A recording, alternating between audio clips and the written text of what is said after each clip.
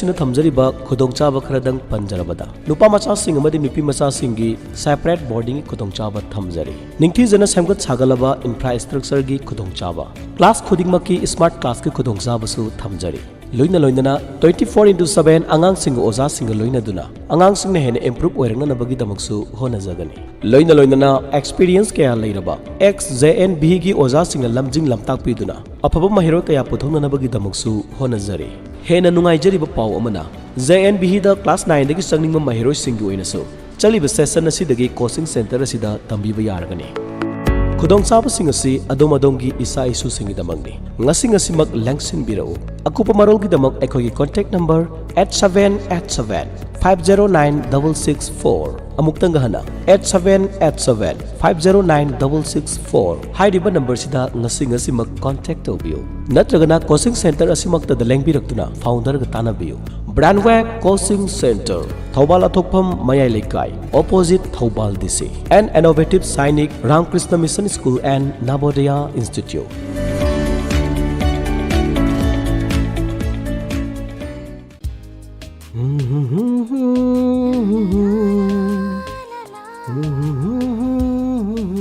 Karino ngasidi wakal yamna nungaiba malida.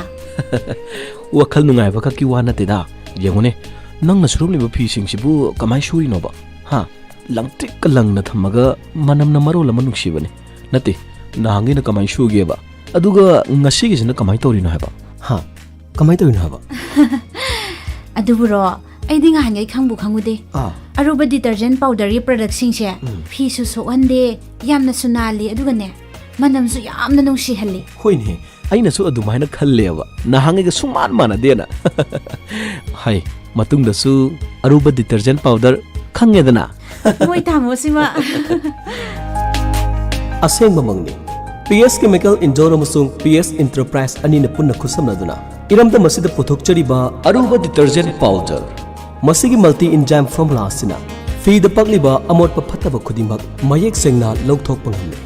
aduga Pirol singsu masu ko khanda batanatana langna nga thoktuna matam pumnamakta thambangamne loina loinana masi sijunaba matamda khutsa sing asibu matam pumnamakta sokhandana thambangamne aikhoigi product singde 1 kg detergent da 3 liter ki bucket ama lemna hapsagani 3 kg detergent da liter 13 ki bucket ama loinana let cover amasu lemna hapsagani masi natragana liter kun gi bucket ama oina hapsagani 5 kg detergent da liter kun gi tub amasu lemna hapsagani loina loinana mafam asida detergent cake su fangbigani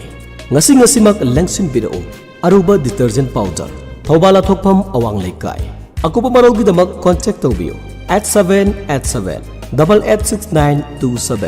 natragana 7005879624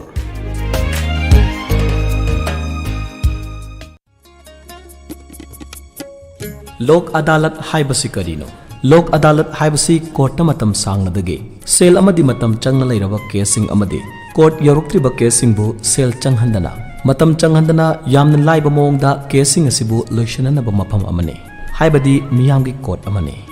aduga Lok Adalat asigi kanabana kari karino Lok Adalat asina aikhoida matam changhande sel su changhande loina loinana court leiriba chayenaba casing amasong court yoroktriba casing bu yamna laiba mongda loishanaduna wakhalgi awaba kauthokhan batanatana tangdu laitana laihalli masigi sumathakta isa isana apamagi matungina Lok Adalana yasanaraba casing asi makhata na mari leinaba court amatada appeal chatpa yararoi masidi taseng tasengba final oiraba wayelni Lok Adalat asida karam ba casing puthokpa yabage court yoroktriba amadi hoji court sathariba pending casing Bank Marilenaba Bank Recovery Casing Negotiable Instrument Act Makadalaiba Casing Domestic Violence Family Court Talaiba Kainabanataba Matrimonial Casing Child Custody Marilenaba Casing Electricity Water Bill Labor Land Acquisition Service Matter Revenue Casing Motor Accident Marilenaba Casing Civil Amadi Criminal Compoundable Casing Asimaru Oina Lok Adalata Puthokpayai Hairibasing asigi maramda hen akupa marol khangbinabagidamak District Legal Services Authority Thaubalgi front office ta ngasi mak lengsan birau natragana aikhoigi helpline number 60099 04965 amuktanga hana 60099 04965 ꯍꯥꯏꯔꯤꯕ ꯅꯝꯕꯔꯁꯤꯗ ꯉꯁꯤꯃꯛ ꯇꯥꯟꯅꯕꯤꯌꯨ꯫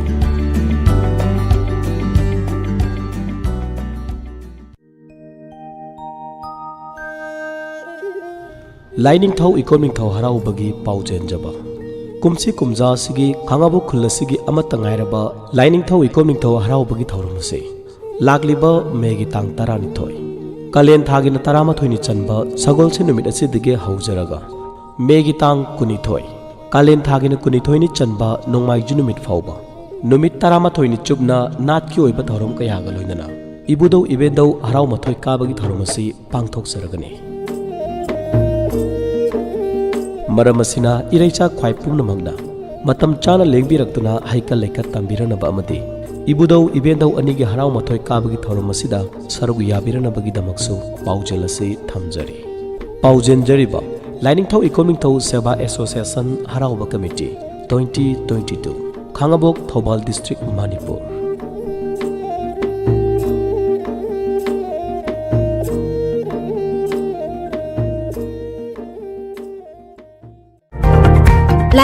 ꯂꯥꯌꯦꯡꯖꯔꯤ state ꯑꯃꯗꯤ national award ꯐꯪꯂꯕ MDZIA ꯎꯂꯛ ꯎꯁꯝꯅ BP ꯅꯨꯡꯁꯪ ꯄꯨꯛꯇ gastric ꯀꯥꯕ ꯇꯥꯡ ꯆꯤꯛꯄ ꯁꯥꯏꯅꯁ ꯇꯣꯟꯁꯤꯜ ꯑꯥꯁꯃꯥ ꯈ꯭ꯋꯥꯡ ꯅꯥꯕ ꯁꯤꯡꯂꯤ ꯅꯥꯎꯔꯤ ꯁꯣꯟꯊꯕ ꯈꯣꯡꯌꯥ ꯁꯥꯕ ꯅꯨꯄꯤꯒꯤ ꯑꯣꯏꯕ ꯂꯥꯏꯅꯥꯁꯤꯡ ꯂꯥꯌꯦꯡꯖꯔꯤꯕ ꯃꯐꯝ 3 ꯊꯣꯛꯅ ꯊꯝꯖꯔꯤ꯫ ꯑꯍꯥꯟꯕꯗ ꯀꯦꯀ꯭ꯔꯨꯚꯤꯂꯥ ꯅꯣꯔꯊ AOC ꯑꯣꯄꯣꯖꯤꯠ ꯀꯦꯀ꯭ꯔꯨꯄꯥꯠꯇ ꯑꯌꯨꯛ ꯄꯨꯡ 10ꯗꯒꯤꯅ ꯅꯨꯃꯤꯗꯥꯡ ꯋꯥꯏꯔꯝ ꯄꯨꯡ 5 ꯐꯥꯎꯕ ꯂꯥꯌꯦꯡꯖꯔꯤ꯫ ꯑꯅꯤꯁꯨꯕꯗ ꯃꯌꯥꯡ ꯏꯝꯐꯥꯜ ꯀꯣꯟꯆꯥꯛ ꯕꯖꯥꯔꯗ ꯑꯌꯨꯛ ꯄꯨꯡ 6ꯗꯒꯤ ꯑꯌꯨꯛ ꯄꯨꯡ 9 ꯐꯥꯎꯕ ꯂꯥꯌꯦꯡꯖꯔꯤ꯫ ꯑꯍꯨꯝꯁꯨꯕꯗꯅ ꯌꯥꯏꯔꯤꯄꯣꯛ ꯕꯥꯃꯣꯟ ꯂꯩꯀꯥꯏ ꯀꯕꯔꯁꯇꯥꯟ ꯔꯣꯗꯇ ꯌꯨꯝꯁꯀꯩꯁ ꯅꯨꯃꯤꯠ ꯑꯃꯗꯤ ꯊꯥꯡꯖ ꯅꯨꯃꯤꯠ ꯈꯨꯗꯤꯡꯒꯤ ꯑꯌꯨꯛ ꯄꯨꯡ 10ꯗꯒꯤꯅ ꯅꯨꯡꯊꯤꯜ ꯄꯨꯡ 3 ꯐꯥꯎꯕ ꯂꯥꯌꯦꯡꯖꯔꯤ꯫ ꯃꯔꯤꯁꯨꯕꯗ ꯑꯣꯜ ꯕꯖꯥꯔ ꯖꯧꯃꯤ ꯀꯣꯂꯣꯅꯤ ꯁꯤꯁꯤꯄꯨꯔꯗ ꯂꯥꯌꯦꯡꯖꯔꯤ꯫ ꯍꯦꯟꯅ ꯑꯀꯨꯞꯄ ꯃꯔꯣꯜ ꯈꯪꯕꯤꯅꯤꯡꯕꯁꯤꯡꯅ ꯀꯣꯜ ꯇꯧꯕꯤꯔꯛꯎ 8414825323 ꯑꯃꯨꯛꯀ ꯍꯟꯅ 8414825323꯫ ꯂꯥꯌꯦꯡꯖꯔꯤ ꯀꯣꯅꯨꯡ ꯃꯃꯥꯡ ꯇ꯭ꯔꯥꯐꯤꯛ ꯄꯣꯏꯟꯠ ꯋꯥꯡꯈꯩ ꯔꯣꯗ ꯊꯪꯒꯥꯜ ꯇꯦꯝꯄꯜ꯫ ꯑꯗꯣꯝꯅ ꯀꯔꯤꯒꯨꯝꯕ ꯅꯥꯇꯣꯟ ꯃꯍꯤ ꯇꯥꯕ, ꯅꯥꯇꯣꯟ ꯐꯨꯟꯕ, ꯍꯥꯛꯊꯤ ꯇꯣꯏꯅ ꯈꯟꯕ, ꯀꯣꯛ ꯇꯪꯈꯥꯏ ꯆꯤꯛꯄ, ꯅꯥꯇꯣꯟ ꯃꯅꯝ ꯈꯪꯗꯕ ꯅꯠꯇ꯭ꯔꯒꯅ ꯅꯝꯊꯤꯕ ꯃꯅꯝ ꯅꯝꯕ, ꯈꯅꯥꯎ ꯅꯥꯕ, ꯇꯣꯟꯁꯤꯂꯥꯏꯇꯤꯁ, ꯈꯣꯡ ꯇꯥꯡ ꯆꯤꯛꯄ, ꯈꯨꯎ ꯅꯥꯕ, ꯒꯥꯎꯠ, ꯑꯔꯊꯥꯏꯇꯤꯁ, ꯃꯅꯨꯡ ꯆꯟꯕꯗ ꯅꯥꯕ, ꯅꯨꯡꯁꯪ ꯑꯃꯗꯤ ꯐꯤꯁꯇꯨꯂꯥ, ꯎꯔꯤꯡ ꯑꯃꯗꯤ ꯃꯍꯤꯡ ꯂꯣꯏꯅꯅ ꯔꯤꯡꯋꯥꯝ ꯃꯁꯤ ꯈꯛꯇ ꯅꯠꯇꯅ ꯅꯨꯄꯤꯒꯤ ꯑꯅꯥꯕꯁꯤꯡ ꯂꯥꯌꯦꯡꯖꯔꯤ꯫ ꯃꯐꯝꯅ HN ꯍꯣꯃꯤꯌꯣ ꯀ꯭ꯂꯤꯅꯤꯛ, ꯀꯣꯅꯨꯡ ꯃꯃꯥꯡ ꯇ꯭ꯔꯥꯐꯤꯛ ꯄꯣꯏꯟꯠ ꯋꯥꯡꯈꯩ ꯔꯣꯗ ꯊꯪꯒꯥꯜ ꯇꯦꯝꯄꯜ꯫ ꯑꯀꯨꯞꯄ ꯃꯔꯣꯜꯒꯤꯗꯃꯛ ꯀꯣꯜ ꯇꯧꯕꯤꯌꯨ 98561 32688 ꯑꯃꯨꯛꯀ ꯍꯟꯅ 98561 32688꯫ 70 days crash course on NEET JEE UG 2022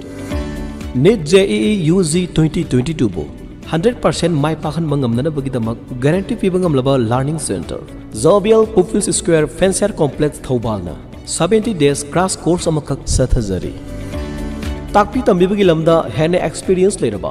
I30 Bangalore gi makhada national level subject expert faculties kayana takpi tambigani limited sini hana lakpa mahiroi singda hena khudong chaba sing thamjari yaubiningba mahiroi singna akopa marol gi damak 9366 316 369 natragana 9612 501 599 natragana 7005 167 498 hairiba number sing asida contact taubiyu natragana aikogi website www.fancier.co.in dagi khangbiba yagani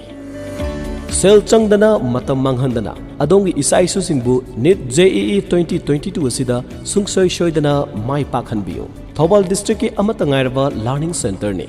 Zobel Pupils Square Fancier Complex Thobal Okram Wangmataba hena nungaijariba paw amana handak class 10 gi exam affair taukraba class 11 karakadoriba mahiro singidamak advanced class 11 foundation course amakak Fancier Complex asimaktada sathajari hairiba foundation course asida sarugu yabiningba mahiroi singidamak khudong chaba kaya su thamjari sarugu yabiningba mahiroi singna madi guardian singna matakta pijariba contact number sing asidagi akupa marol khangbiba yagani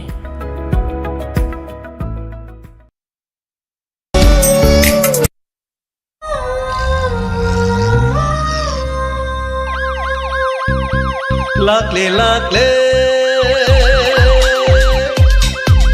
Inspector Tayai अहानमक्तदा inspector Tayai ताबिरिबसु James साइगुजमा तरामनुक चुबगलोइनना इकोकनोना खुरुमजे ngasisu puduna laksari inspector tayai chamriga taramapan suba tangka sandoksariba thoromasi wakalna sagachaba wari paring amani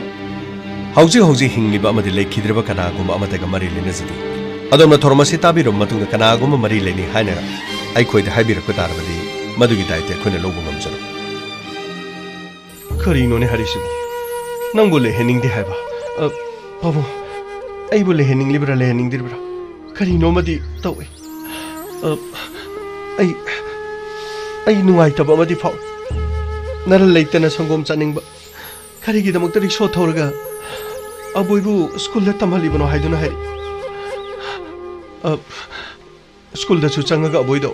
lokthokna bohona ru adubu paisa pi da bani ni yaraktre pabu ha kadai degi yani paisa pi dana Shapi tena boy loge hai badi yaro ine hai phare adubune ai police station nam to chalu ki ai complain am ta tawdra badi ne nama gi phungol li da ba yaro kari no tori ba thabak babu thuna mak chat piro adati ai ne yam thuna hoji amuk ta chalu ki leram ko na khoi leram angang du imung de le hoboni ko hoi babu kaka kai dore thoi ba kaka ki phone lai si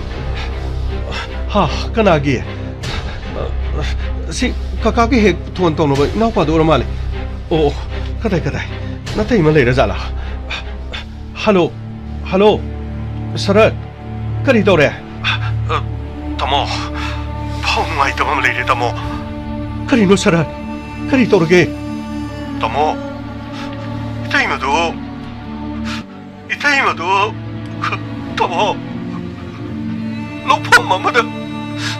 sarugu madu upsalaga hutakuna siduna leiramene tamo ha sarat karino ni naridubo asengmane tamo ai sukangmanati lekai gi mi mayam umsinadra loina mukla mukta yengduna leore tamo karatuna ngangai du purga mukta lapiyo tamo kitak tunam ta lapiyo tamo Pamo, kay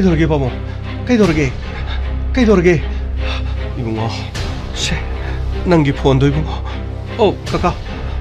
chalu ke kaka. Hoi ibungo. Pamo, kay dorge ba. Phone torido. Kaka na phone torido kay dorge ba. Haibiyo. Kaka na phone torido kay dorge ba. Ayam na pakale. Amta haibiyo. Bimcha. Namado. Lopam mamada sarugu da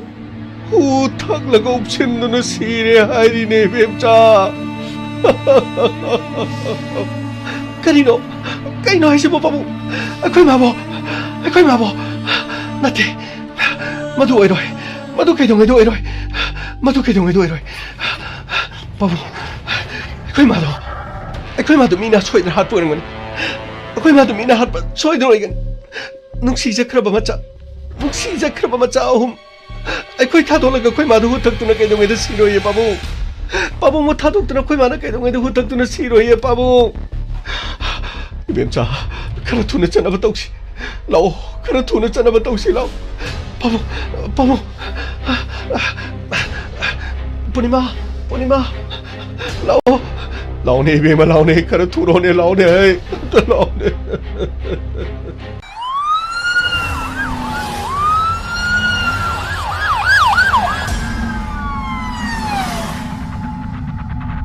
Kamu. Lo, kom sino. Mayam si kita anton. Kamay, santos. Mayam si kita anton. Mayam kita anton si. Mayam kari ginom san birisibo. Mayam kasik kita anton. Amting yang si. Mayam si amta. Ini sir, ini lo ini omsen dulu lagi. Kamay yang anton lo.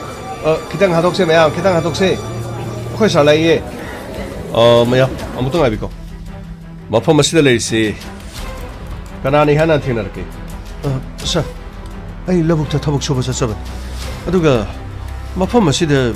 haipet charu ku marakse aina mi ma hipoi lakoi tumboi sum man bada sangsil lagi yengubda sir phimam asida oh ꯑꯗꯨꯗꯤ ꯅꯨꯄꯤ ꯑꯁꯤ ꯃꯁꯛ ꯈꯪꯕꯤꯔꯕ꯭ꯔꯣ ꯃꯌꯥꯝ sir ꯑꯩꯈꯣꯏꯒꯤ ꯂꯩꯀꯥꯏꯁꯤꯗꯒꯤꯅꯤ ꯃꯃꯤꯡꯅ ꯃꯦꯃꯤ ꯀꯧꯕꯅꯤ ꯃꯦꯃꯤ ꯑꯗꯨꯗꯤ ꯃꯄꯨꯔꯣꯏꯕ sir ꯃꯄꯨꯔꯣꯏꯕꯗꯤ ꯏꯕꯣꯁꯅꯥ ꯀꯧꯕꯅꯤ ꯃꯐꯝ ꯑꯁꯤꯗꯒꯤ ꯃꯦꯃꯤꯒꯤ ꯌꯨꯝꯗ ꯍꯣꯡꯉꯒ ꯃꯈꯣꯏ ꯃꯆꯥꯁꯤꯡ ꯀꯔꯤꯁꯤꯡ ꯄꯨꯂꯞ ꯂꯩꯈ꯭ꯔꯕ ꯑꯣ ꯃꯄꯨꯔꯣꯏꯕꯒꯤ ꯌꯨꯝꯗꯤ ꯍꯥꯟꯅ ꯁꯤꯗ ꯑꯣꯏꯔꯝꯕ ꯁꯔ ꯍꯧꯖꯤꯛ ꯍꯧꯖꯤꯛꯁꯨ ꯃꯥꯒꯤ ꯌꯨꯝꯕꯨꯗꯤ ꯂꯩꯔꯤ ꯑꯗꯣ ꯁꯔ ꯃꯈꯣꯏꯗꯤ ꯅꯨꯄꯤꯒꯤ ꯌꯨꯝꯂꯣꯝꯗ ꯂꯩꯈꯤꯕ ꯃꯄꯥꯝꯂꯣꯝꯗ ꯑꯗꯨꯒ ꯁꯔ ꯁꯤꯗꯅ ꯃꯍꯥꯛꯀꯤ ꯑꯁꯦꯡꯕ ꯅꯨꯄꯥꯒꯤ ꯃꯌꯨꯝ ꯑꯗꯨꯗꯤ ꯋꯥꯔꯤꯁꯤ ꯃꯑꯣꯡ ꯑꯃꯅꯤꯅ ꯍꯧꯖꯤꯛ ꯐꯥꯎꯕꯗꯤ ꯃꯈꯣꯏꯒꯤ ꯏꯃꯨꯡ ꯃꯅꯨꯡꯒꯤ ꯃꯤ ꯁꯔ ꯃꯅꯥꯎ ꯅꯨꯄꯥ ꯑꯃꯗꯤ ꯑꯁꯤꯗ ꯂꯩꯔꯦ ꯃꯌꯥꯝꯒ ꯋꯥꯔꯤ ꯁꯥꯟꯅꯔꯤꯁꯤ ꯑꯣ ꯀꯃꯥꯏ ꯑꯁꯤ ꯀꯃꯥꯏ ꯐꯒꯅꯤ ꯁꯔ ꯌꯥꯝꯕ ꯑꯩꯈꯣꯏ ꯁꯥꯔꯅ ꯀꯧꯔꯤ ꯑꯣ ꯁꯔ ꯀꯔꯤ ꯁꯣꯝ ꯂꯩꯈꯤꯗ꯭ꯔꯕꯤ ꯑꯁꯤꯒꯤ ꯃꯅꯥꯎ ꯅꯨꯄꯥ ꯃꯥꯅꯤ ꯁꯔ ꯑꯩ ꯁꯔꯠ ꯀꯧꯖꯩ ꯑꯩꯒꯤ ꯏꯌꯥꯝꯕ ꯏꯕꯣꯁꯅꯥ ꯃꯍꯥꯛꯁꯨ ꯑꯩꯅ ꯄꯥꯎ ꯄꯤꯈ꯭ꯔꯦ ꯃꯐꯝ ꯑꯁꯤꯗ ꯃꯍꯥꯛ ꯃꯆꯥꯁꯤꯡꯒ ꯌꯥꯝꯅ ꯊꯨꯅ ꯌꯧꯔꯛꯑꯅꯤ ꯌꯥꯝꯅ ꯐꯔꯦ ꯑꯗꯣ ꯀꯩꯅꯣꯝꯇ ꯍꯪꯖꯒꯦ ꯑꯗꯣꯝꯒꯤ ꯏꯇꯩꯃꯁꯤ ꯃꯥꯒꯤ ꯌꯨꯝꯗꯤ ꯍꯥꯏꯕꯗꯤ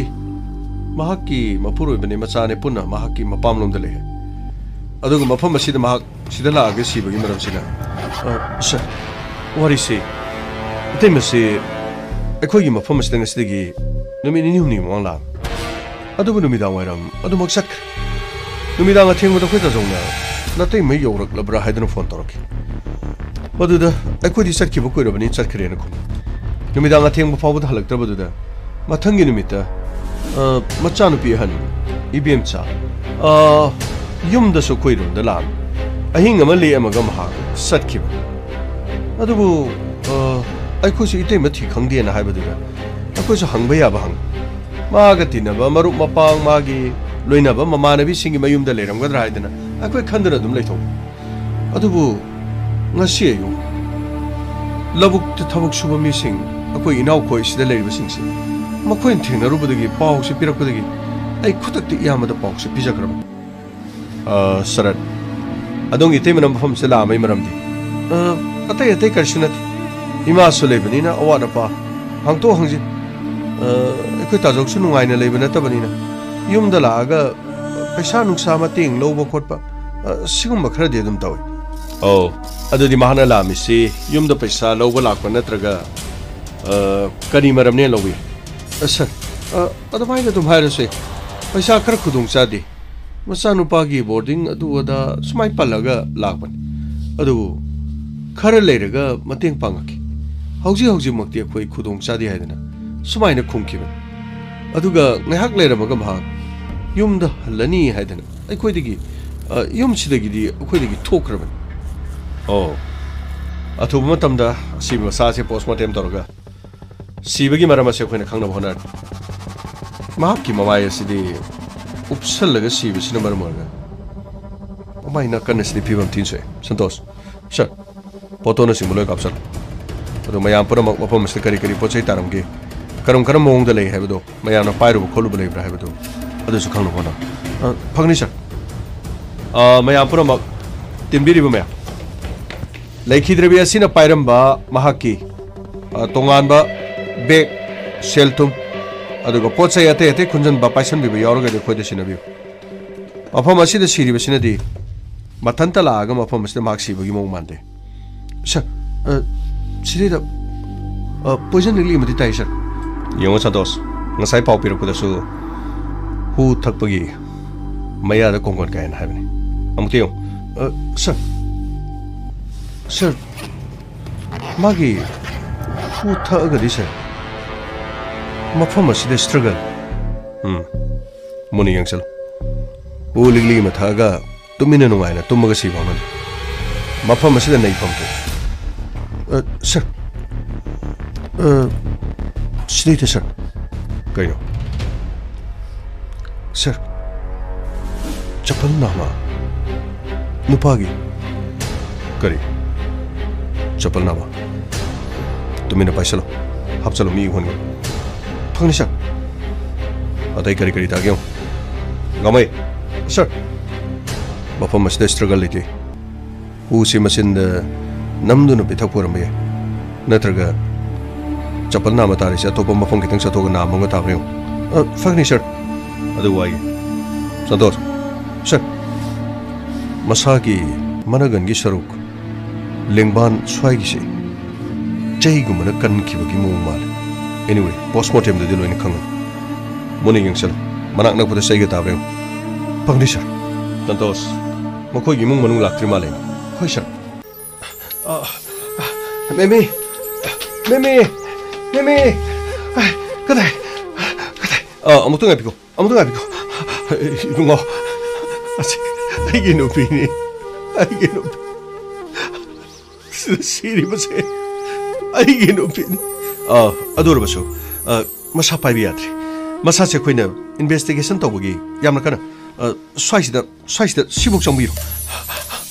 मेमी मेमी करिनो नंगना तौरिसु मेमी नंबो पैसा हंगलुने हाइना चखिदाइने हा पैसा हंगलुने हाइना चखिदाइने नंबो पैसा फंगद्रब्रो पैसा फंगदबदगी नंबो युमदा हंजिनबा इकाइबदगी मफम मसिदा हुथक्तुना सिरिब्रा meme खुबो meme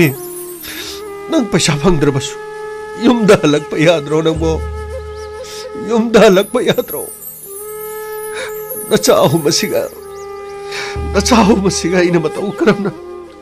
ina matau karamna lehongani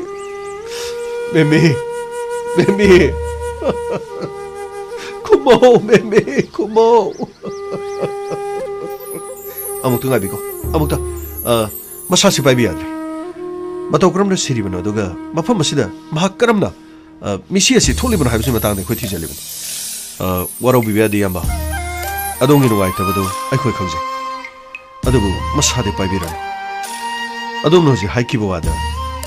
पैसा लौब चटपा हाइकिबसिबु करम्बा वारिनो बुमो इंस्पेक्टर नतै मसे पैसा खरा लौरुनि हाइदुना चटकि अदुबु पैसा फंगद्र माले मफम मसिदा मांगना हु थक्तुना सिरिबसे महाना चटखिबदो नुमिदांगदो हलक्ते हाइदना अइखोइना फना कोइना गाइकि इनाउ नुपा सरतसु कॉल तौरगा मगोंदसु हंग अदुबु सरना ngalingegi matamdi temadi chatkhre haraki madudagi khoi leifam safam khangdana leiraki nongan bangaiki madugi matungda shanupi hanna mu mafam masida mamagi khungol liba chaki amaronda mopanu pasu boarding da leibado madu lok thokna bugi pesa leitabadu mama thingnarabadi mama dagi pesa lauraga opanu pa bu lok tholaga mama ga punna halakna baidana onaki adu isanupi na mung yumda halakpada mathangi numit aigi naunu pasarana call tarukuna labukta saru ku umada mamai upsenduna itaimado siduna leire haidana lekai miyama umsinaduna leire ta chau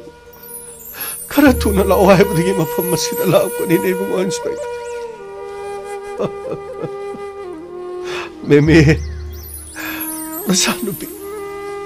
नसानुपी अनीसिगा नसानुपादु आइबु मतौ करम ले हो है बनो मेमे नंगदी line चटखिदा को मेमे आयो नंगी करी नुंगाई तब लेके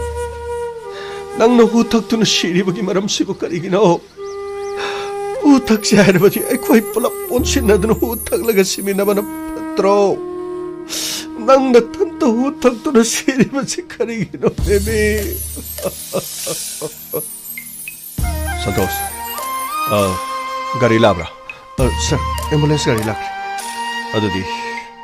असिबसि पुरगा postmortem गिदमा फगने sir नखोइसु Khare योक्सन फगने sir Yamba. Asiba masasi postmortem gi dama koi puda ba yadre. Postmortem hek loibaga adom da soidana ba ke asiba haksang sinna na bhona jaki. Aduga yamba. Akhoi ne khangning ba wari khara su leiri. Yamba su yum sisi da natabani na. Hospital da chalaga karigo makara. Phani bungo. Ai isa singo du su. Haina purak pa gari adu da.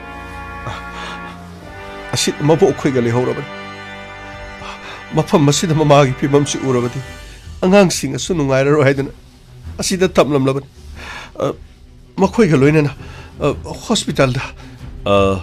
hospital gidana ai khoi pau soidana pijaraki yamba go khitong ana wari kar sanda ba yati phagani bu phagani angang sa gari dam ta sir mi loi lai sa pare pare asibu khara tuna pani sir Sir, masano piro male. Ama senchele. Ima.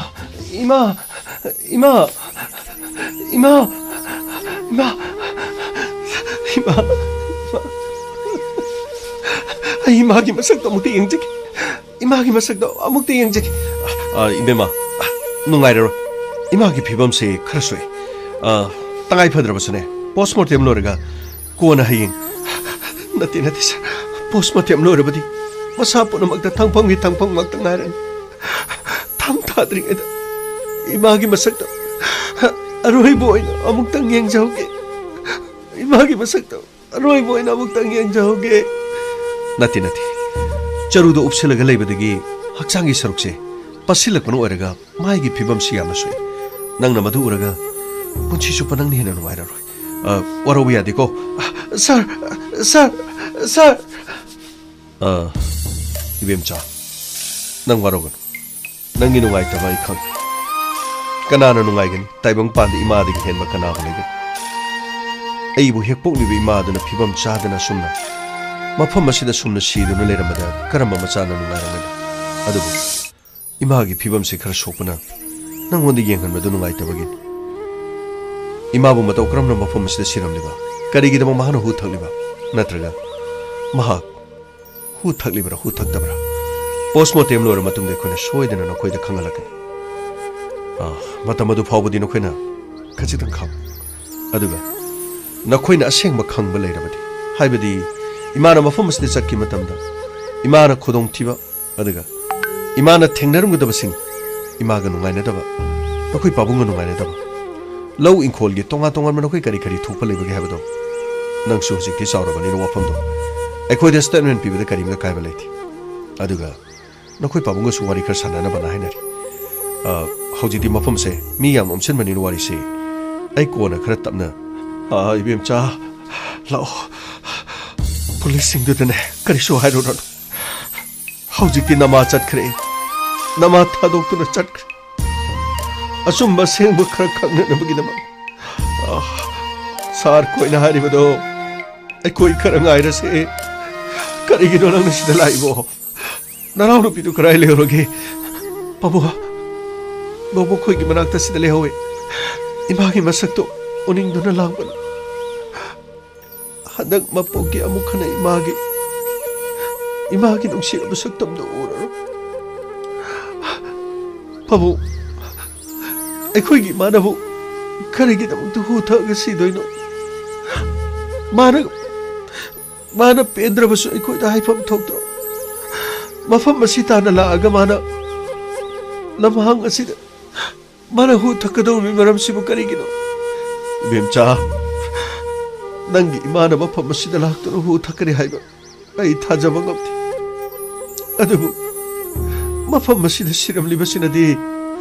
kari hairu gani hu sulerambe adu mafam masida man option do sidona leram libas aseng modu khangna na sar khoi na hari basing airu rasi lao hojik te khoi gi pumoi loira bani lao ne bemcha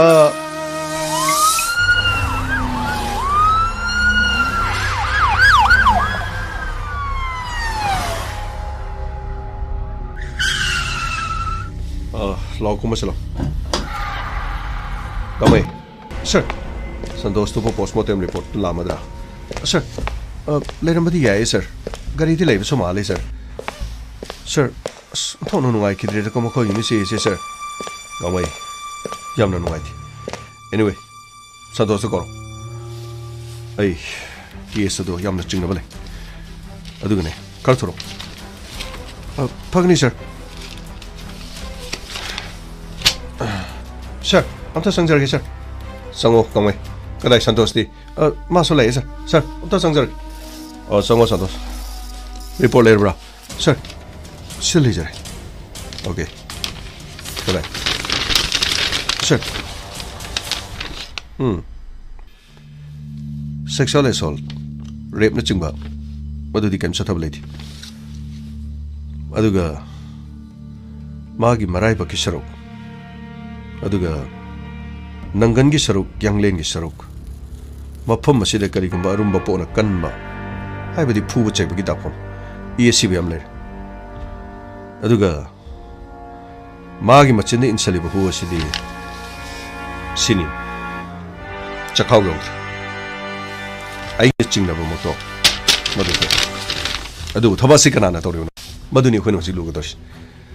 Asibagi machinda hu likli asi hajilama khaktan. Aduga manak nak po do ai di struggle to bulai. Hai badi hu thau ba mi habase. Hekta mo phamaga ma dom turga mafam adu airline si dam nati. Manak nak pada leba pochai napi singnang natraga charuku masaman law ye ki ba loi bagi. Adurgadi charudu nei ba khotba aduguma karim thusleti masha de leiram liba dak pham singa siga harabadi mahak sidringa de phuki ot nei madugi matung da sigi badigi masa mathanta suicide tawduna sibani haiba yana na bagi plan ama khak gamna khana taw aduga Santos phangki ba chapal sir chapal du nama gangwai nama aduga ai nama aduga chapal du na mafam aduda asiba leifam aduda gi kitang sathoga leramba gamai chapal amana kai lermano sir mokoi gi lori kri habra sir smaina box khaba do adu mari gumba chalaga kri no mokoi gi pali habra kino sir lau gi pali khong na net pedo adu satpham oi do sir adu gi kasin wai da mata adun leramani ne sir soidina maki thaba adu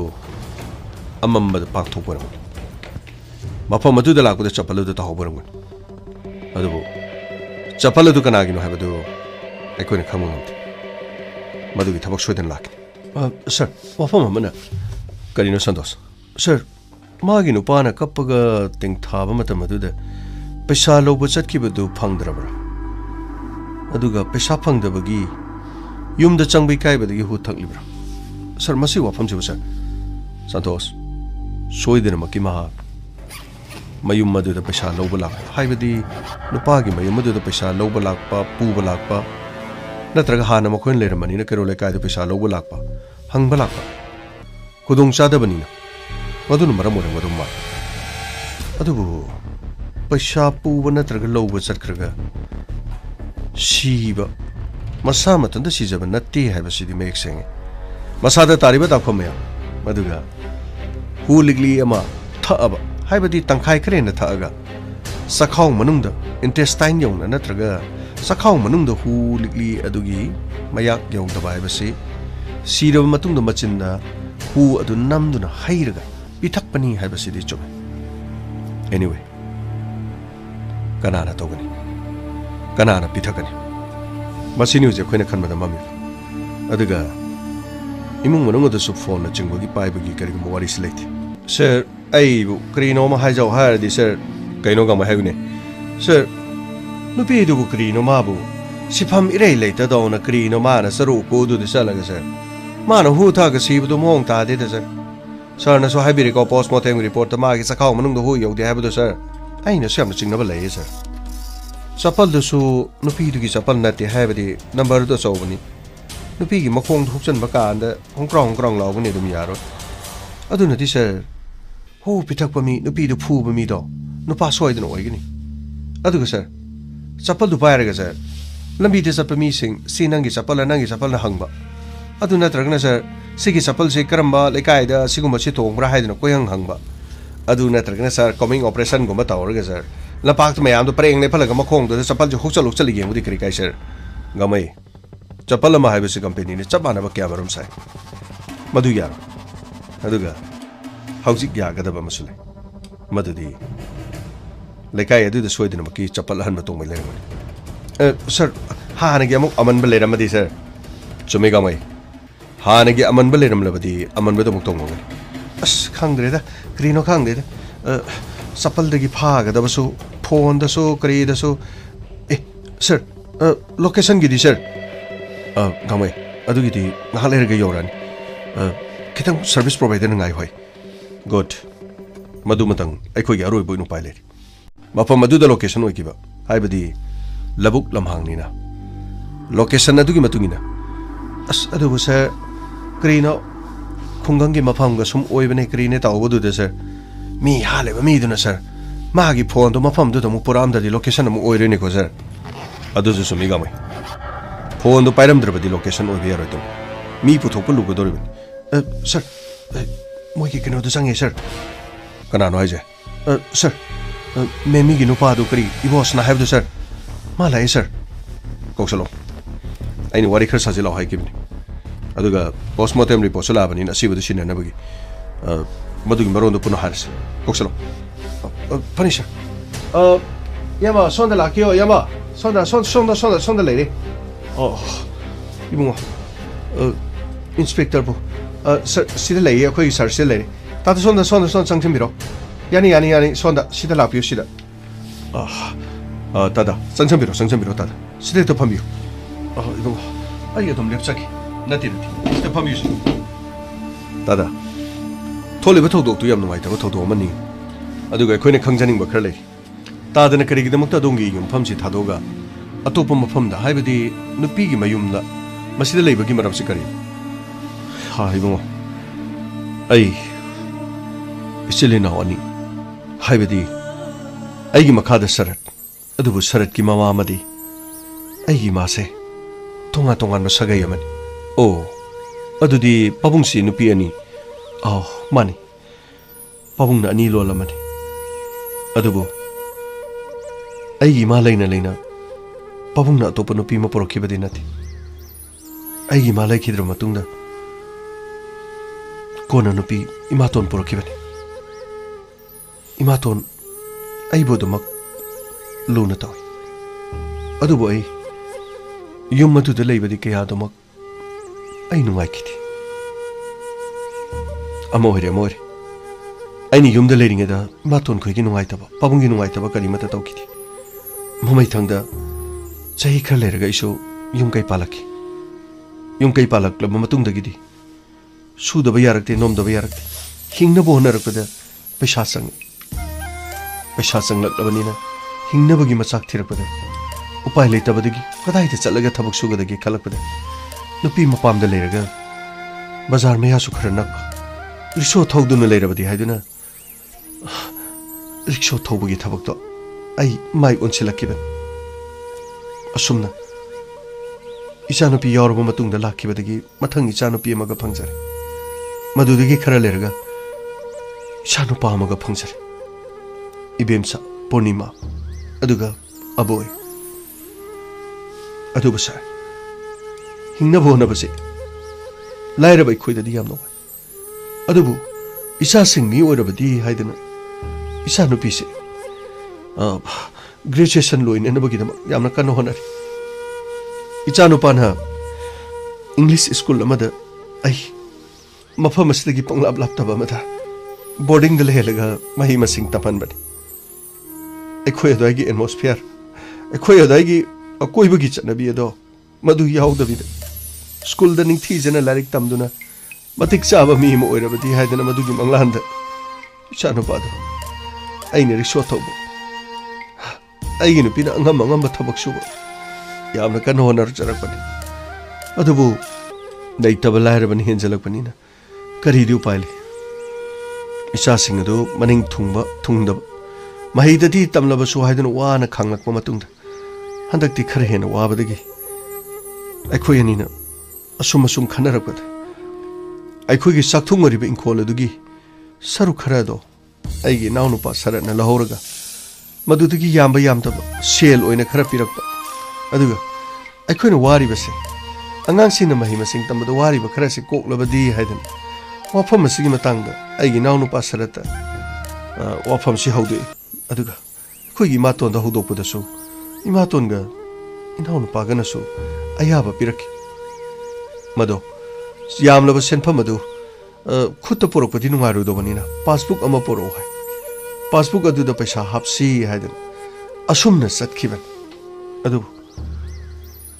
ꯃꯊꯧ ꯀꯔꯝꯅ ꯀꯅꯥꯅ ꯀꯔꯤꯒꯤꯗꯃꯛꯇꯅꯣ ꯑꯩ ꯒ꯭ꯌꯥꯟ ꯇꯥꯗ꯭ꯔꯦ ꯏꯅꯥꯎꯅꯨꯄꯥ ꯁꯔꯠ ꯈꯣꯏ ꯏꯃꯥ ꯈꯣꯏꯗꯁꯨ phone ꯇꯧꯗꯨꯅ ꯋꯥꯔꯤ ꯁꯥꯕꯗ ꯄꯩꯁꯥ ꯑꯗꯨ ꯃꯇꯝ ꯈꯔ ꯂꯩꯔꯒ ꯄꯤꯒꯦ ꯍꯧꯖꯤꯛꯇꯤ ꯈꯨꯗꯣꯡ ꯈꯖꯤꯛ ꯆꯥꯗ꯭ꯔꯤ ꯍꯥꯏꯗꯅ ꯄꯩꯁꯥ ꯄꯤꯈꯤꯗꯦ ꯑꯗꯨꯕꯨ ꯍꯔꯥꯎ ꯍꯔꯥꯎ ꯌꯨꯝꯗꯒꯤ ꯊꯣꯛꯈꯤ ꯆꯠꯈꯤ ꯍꯥꯏꯗꯅ ꯃꯈꯣꯏꯅꯗꯤ ꯑꯁꯨꯝꯅ ꯇꯝꯃꯤ ꯑꯗꯨꯕꯨ ꯃꯇꯧ ꯀꯔꯝꯅꯅꯣ ꯈꯪꯗ꯭ꯔꯦ ꯁꯔ ꯃꯍꯥꯛꯅ ꯆꯔꯨ ꯀꯨꯃꯗ ꯆꯪꯁꯤꯜꯂꯒ ꯍꯨ ꯊꯛꯇꯨꯅ ꯃꯍꯥꯛꯅ ꯁꯨꯁꯥꯏꯗ ꯇꯧꯅꯅꯕ ꯍꯣꯠꯅꯔꯤꯕꯁꯦ ꯃꯁꯤ ꯃꯥꯒꯤꯗꯤ ꯅꯤꯡꯕ ꯊꯨꯡꯖꯈ꯭ꯔꯦ ꯍꯥꯏꯕꯕꯨ ꯀꯔꯤꯒꯤꯗꯃꯛꯇ ꯂꯝꯕꯤ ꯑꯗꯨꯗ ꯃꯍꯥꯛꯅ ꯑꯁꯨꯝꯅ ꯈꯣꯡ ꯊꯥꯡꯂꯤꯕꯅꯣ ꯍꯥꯏꯕꯗꯨꯗꯤ ꯁꯔ ꯑꯩ ꯈꯪꯕ ꯉꯝꯗ꯭ꯔꯦ ꯑꯩ ꯃꯁꯤꯃꯗꯤ ꯈꯪꯕ ꯉꯝꯗ꯭ꯔꯦ ꯁꯔ ꯑꯗꯨꯒ ꯁꯔ ꯃꯥꯒꯤ ꯄꯣꯁꯃꯣꯔꯇꯦꯝꯒꯤ ꯔꯤꯄꯣꯔꯠ ꯂꯥꯛꯂꯕ꯭ꯔꯥ ꯃꯍꯥꯛꯀꯤ ꯔꯤꯄꯣꯔꯠ ꯑꯗꯨꯗ ꯇꯁꯦꯡꯅꯃꯛꯀꯤ ꯍꯨ ꯊꯛꯇꯨꯅ ꯁꯤꯕ꯭ꯔꯥ ꯃꯇꯧ ꯀꯔꯝꯅ ꯁꯤꯕꯒꯦ ꯍꯥꯏꯕꯗꯨ ꯁꯔ ꯑꯩ ꯈꯪꯖꯅꯤꯡꯉꯤ ꯁꯔ ꯃꯗꯨꯃꯇꯪ ꯑꯩꯈꯣꯏꯗ ꯍꯥꯏꯕꯤꯕ ꯌꯥꯔꯕꯗꯤ ꯍꯥꯏꯕꯤꯌꯨ ꯏꯌꯥꯝꯕꯅ ꯃꯗꯨ ꯇꯥꯔꯒ ꯈꯨꯠꯇ ꯑꯟ ꯄꯥꯏꯒꯦ ꯍꯥꯏꯅ ꯈꯜꯂꯛꯄꯁꯦ ꯑꯗꯨꯒ ꯏꯌꯥꯝꯕꯅ ꯆꯤꯡꯅꯕ ꯂꯩꯔꯕꯗꯤ ꯑꯩꯈꯣꯏꯗ ꯍꯥꯏꯕꯤꯌꯨ ꯑꯗꯣꯝꯅ ꯑꯗꯣꯝꯒꯤ ꯏꯅꯥꯎꯅꯨꯄꯥ ꯆꯤꯡꯅꯕꯤꯕ꯭ꯔꯥ ꯅꯠꯇ꯭ꯔꯒ ꯑꯗꯣꯝꯒꯤ ꯏꯃꯥꯇꯣꯟꯕꯨ ꯆꯤꯡꯅꯕ꯭ꯔꯥ ꯀꯅꯥ ꯆꯤꯡꯅꯩ ꯇꯁꯦꯡꯅꯃꯛ ꯄꯣꯁꯃꯣꯔꯇꯦꯝꯒꯤ ꯔꯤꯄꯣꯔꯠꯀꯤ ꯃꯇꯨꯡ ꯏꯟꯅꯗꯤ ꯃꯍꯥꯛ ꯍꯨ ꯊꯛꯇꯨꯅ ꯁꯤꯕ ꯅꯠꯇꯦ ꯀꯔꯤꯒꯨꯝꯕ ꯄꯣꯠꯁꯛ ꯈꯔꯅ ꯃꯁꯥꯗ ꯐꯨꯕ ꯆꯩꯕ ꯑꯣꯠꯄ ꯅꯩꯕꯗꯒꯤ ꯃꯍꯥꯛ ꯁꯤꯈꯤꯕꯅꯤ ꯁꯤꯔ ꯃꯇꯨꯡꯗ ꯃꯍꯥꯛꯀꯤ ꯃꯆꯤꯟꯗ ꯍꯨ ꯏꯟꯁꯤꯜꯂꯝꯃꯅꯤ ꯁꯔ ꯃꯗꯨꯃꯛꯅꯤ ꯁꯔ ꯑꯩꯅ ꯈꯟꯕ ꯑꯩꯅ ꯆꯤꯡꯅꯕ ꯄꯨꯝꯅꯃꯛ ꯑꯗꯣ ꯃꯗꯨ ꯁꯣꯏꯗꯅ ꯑꯣꯏꯒꯅꯤ ꯑꯗꯨꯕꯨ ꯑꯩꯒꯤ ꯅꯨꯄꯤ ꯃꯦꯃꯤꯅꯥ ꯍꯨ ꯊꯛꯇꯨꯅ ꯁꯤꯔꯣꯏ ꯃꯍꯥꯛ ꯑꯩꯈꯣꯏꯕꯨ ꯊꯥꯗꯣꯛꯇꯨꯅ ꯍꯨ ꯊꯛꯇꯨꯅ ꯁꯤꯒꯗꯕ ꯅꯨꯄꯤ ꯑꯃ ꯅꯠꯇꯦ ꯅꯨꯡꯁꯤꯔꯕ ꯃꯍꯥꯛꯀꯤ ꯃꯆꯥ ꯃꯄꯨꯔꯣꯏꯕ ꯄꯨꯝꯅꯃꯛꯁꯤꯡ ꯑꯁꯤ ꯊꯥꯗꯣꯛꯇꯨꯅ ꯃꯍꯥꯛꯅ ꯍꯨ ꯊꯛꯇꯨꯅ ꯀꯩꯗꯧꯉꯩꯗ ꯅꯦꯕꯔ ꯃꯍꯥꯛꯅ ꯁꯤꯒꯗꯕ ꯅꯠꯇꯦ ꯑꯩꯅ ꯈꯟꯕꯗ ꯆꯨꯝꯕꯅꯤ ꯃꯍꯥꯛ ꯀꯅꯥꯒꯨꯝꯕꯅ ꯂꯧꯇꯨꯅꯔꯒ ꯁꯣꯏꯗꯅ ꯍꯥꯠꯄ ꯑꯣꯏꯒꯅꯤ ꯁꯔ ꯁꯣꯏꯗꯅ ꯍꯥꯠꯄ ꯑꯣꯏꯒꯅꯤ ꯑꯗꯨ ꯑꯣꯏꯔꯕꯗꯤ ꯏꯌꯥꯝꯕ ꯀꯅꯥꯅ ꯍꯥꯠꯄ ꯑꯣꯏꯒꯅꯤ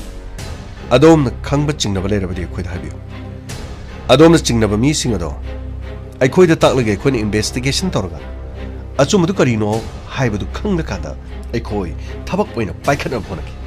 ꯏꯌꯥꯝꯕꯅ ꯀꯔꯤꯒꯨꯝꯕ ꯑꯩꯒꯤ ꯅꯨꯄꯤꯗꯨ ꯃꯁꯥ ꯃꯊꯟꯇ ꯁꯤꯖꯕ ꯅꯠꯇꯦ ꯁꯨꯁꯥꯏꯗ ꯅꯠꯇꯦ ꯃꯥꯕꯨ ꯃꯥꯒꯤ ꯃꯆꯤꯟꯗ ꯍꯨ ꯄꯤꯊꯛꯂꯤꯕꯅꯤ ꯍꯥꯏꯗꯨꯅ मधु खनखिबा अदुगा मधुगी लमन खुमननबा अदोमना चिंगनबा मी सिंग अदुदा खुद थागे खलबरी ख्वाइदगी अरागोय अमुखसु हायरि यामा यामना खुद करिगुमा मतो लोसनबा लेतना यामना असेंग सिंग अदु खुद हायना होनब अचुमबगी दमा अखोय लेरिबस यामा अखोय सोयदनमकी अदोंगी लोइनबी मेमीगी मिसी असि मतांगदा अचुमबा पुथोकननबा अखोय सोयदन होनगनि अदुबो अदोमना अखोयदा असेंगबा चुमबा वाफम खरदि थमदा हाइबी इंस्पेक्टर अइना करी वाफम हाइबदि हानबदा अदोंगी नाउनु पसरत का दोंगा असेंगबा करी मरी ले हाइबदि नुंगाइनदबा मचिन मनाव ओइबगी नुक्सिनबा अनैसि मनुंगदा खर करमबना लुमना लेबगी सर अइगी नाउनु पसरत इमा तोंगालबसु इपादि पुलिम महानमक्ति थबक असि तौगने हाइबदि थाजति अदुबु महान नत्रबदि कानाना ओइरंबा याय हाइब सिंगनबदि यामना कना लेबि सर अखोदि नोमगी सुरग साजबन अखोइनि येकनबा हाइबबु कना लेरुगदगी अखोइना मीगी मपोट मरन पामलुबा मीगी मपोट मरन हुरालुबा अदुगा लैत्रबनिदो लायरबनिदो हाइदुना मीगी मयुमदो मकसतना मरम लैतना नीबदुदि मदुमक्ति तौजद्रि हुमांग मलतना रिक्शो थौजरगा महाना युमगी अंगम अंगम थबक असुमना तौदुने खो हिंजबनि यामना फरे तादा हौजिग असुमबा पुथोंनबो होनबदा अखोइगी तौबम थोकपा थबक खरदि सोयदना तौरकिन अदुबु वाफम असे महाक मसा मथंत सिजब नत्ते हाइदना यामना या लौबिरंग चुमनतगी यामदा खंगनजब ꯑꯩꯈꯣꯏꯅ ꯆꯤꯡꯅꯕ ꯋꯥꯐꯝ ꯈꯔꯗꯤ ꯁꯣꯏꯗꯅꯃꯛꯀꯤ ꯊꯕꯛꯇ ꯑꯣꯏꯅ ꯄꯥꯡꯊꯣꯛꯅꯕ ꯍꯣꯠꯅꯔꯦ ꯑꯩꯈꯣꯏꯕꯨ ꯊꯥꯖꯕꯤꯌꯨ ꯏꯌꯥꯝꯕ ꯑꯩꯈꯣꯏ ꯁꯣꯏꯗꯅꯃꯛꯀꯤ ꯑꯗꯣꯝꯒꯤ ꯏꯃꯨꯡꯗ ꯊꯣꯛꯂꯤꯕ ꯃꯤꯁꯤ ꯑꯁꯤꯒꯤꯗꯃꯛ ꯖꯁꯇꯤꯁ ꯄꯨꯊꯣꯛꯅꯅꯕ ꯁꯣꯏꯗꯅꯃꯛꯀꯤ ꯍꯣꯠꯅꯖꯈꯤ ꯑꯗꯨꯒ ꯑꯁꯤꯕ ꯍꯛꯆꯥꯡꯁꯨ ꯂꯧꯕ ꯌꯥꯔꯅꯤ ꯊꯣꯛꯅ ꯅꯨꯡꯉꯥꯏꯖꯔꯦ ꯏꯕꯨꯡꯉꯣ ꯑꯍꯤꯡꯕ ꯃꯁꯥ ꯅꯠꯇ꯭ꯔꯕꯁꯨ ꯊꯋꯥꯏ ꯌꯥꯎꯗ꯭ꯔꯕ ꯍꯛꯆꯥꯡꯗꯨ ꯎꯗꯨꯅ ꯆꯠꯆꯈ꯭ꯔꯒꯦ ꯃꯥꯒꯤ ꯄꯣꯛꯅꯐꯝ ꯂꯝꯗꯝ ꯃꯐꯝ ꯑꯗꯨꯗ ꯏꯆꯥꯁꯤꯡ ꯑꯔꯣꯏꯕ ꯃꯊꯧ ꯃꯉꯝ ꯄꯥꯡꯊꯣꯛꯂꯨꯔꯒꯦ ꯑꯩꯅ ꯈꯜꯂꯦ ꯃꯥꯅ ꯀꯔꯤꯒꯤꯗꯃꯛꯇ ꯁꯤꯒꯗꯧꯔꯤꯕꯅꯣ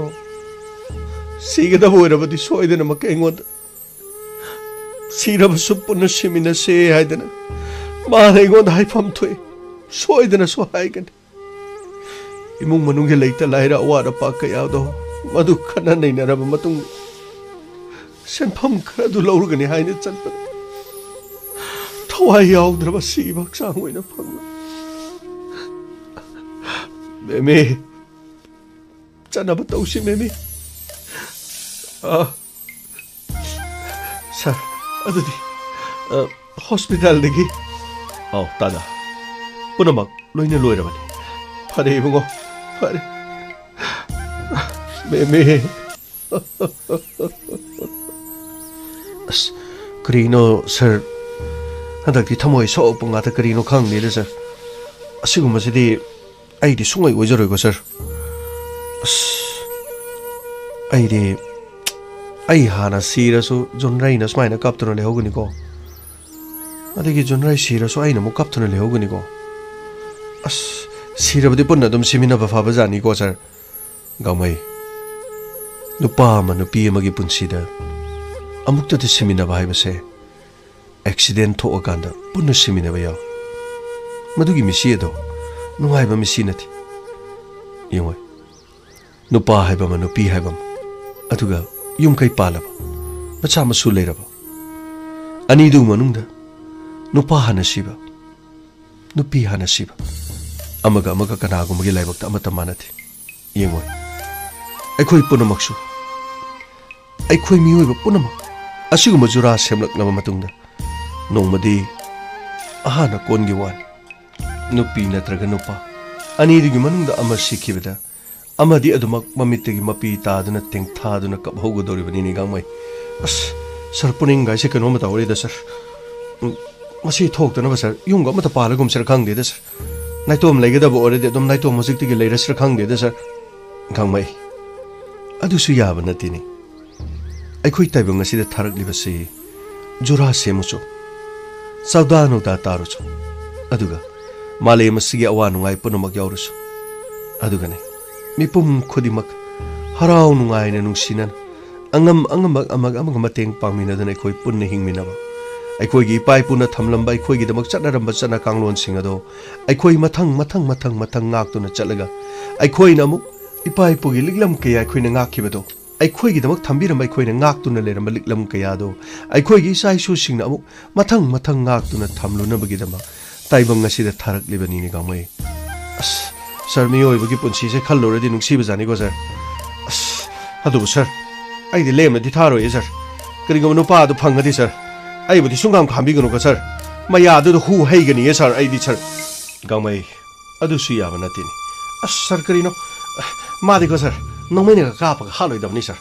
मयादु हुरो हैरगा को सुंगाइना नंग छि नुंगाइब्रिंगो हारगा आइगि वाटिन अकोन मदन को मागी मंगक समगम मनगनु मरांग मरांग लांगगा को मदु थमनिंगबगी वानिदा सर गांमै मदु पुनमक्तो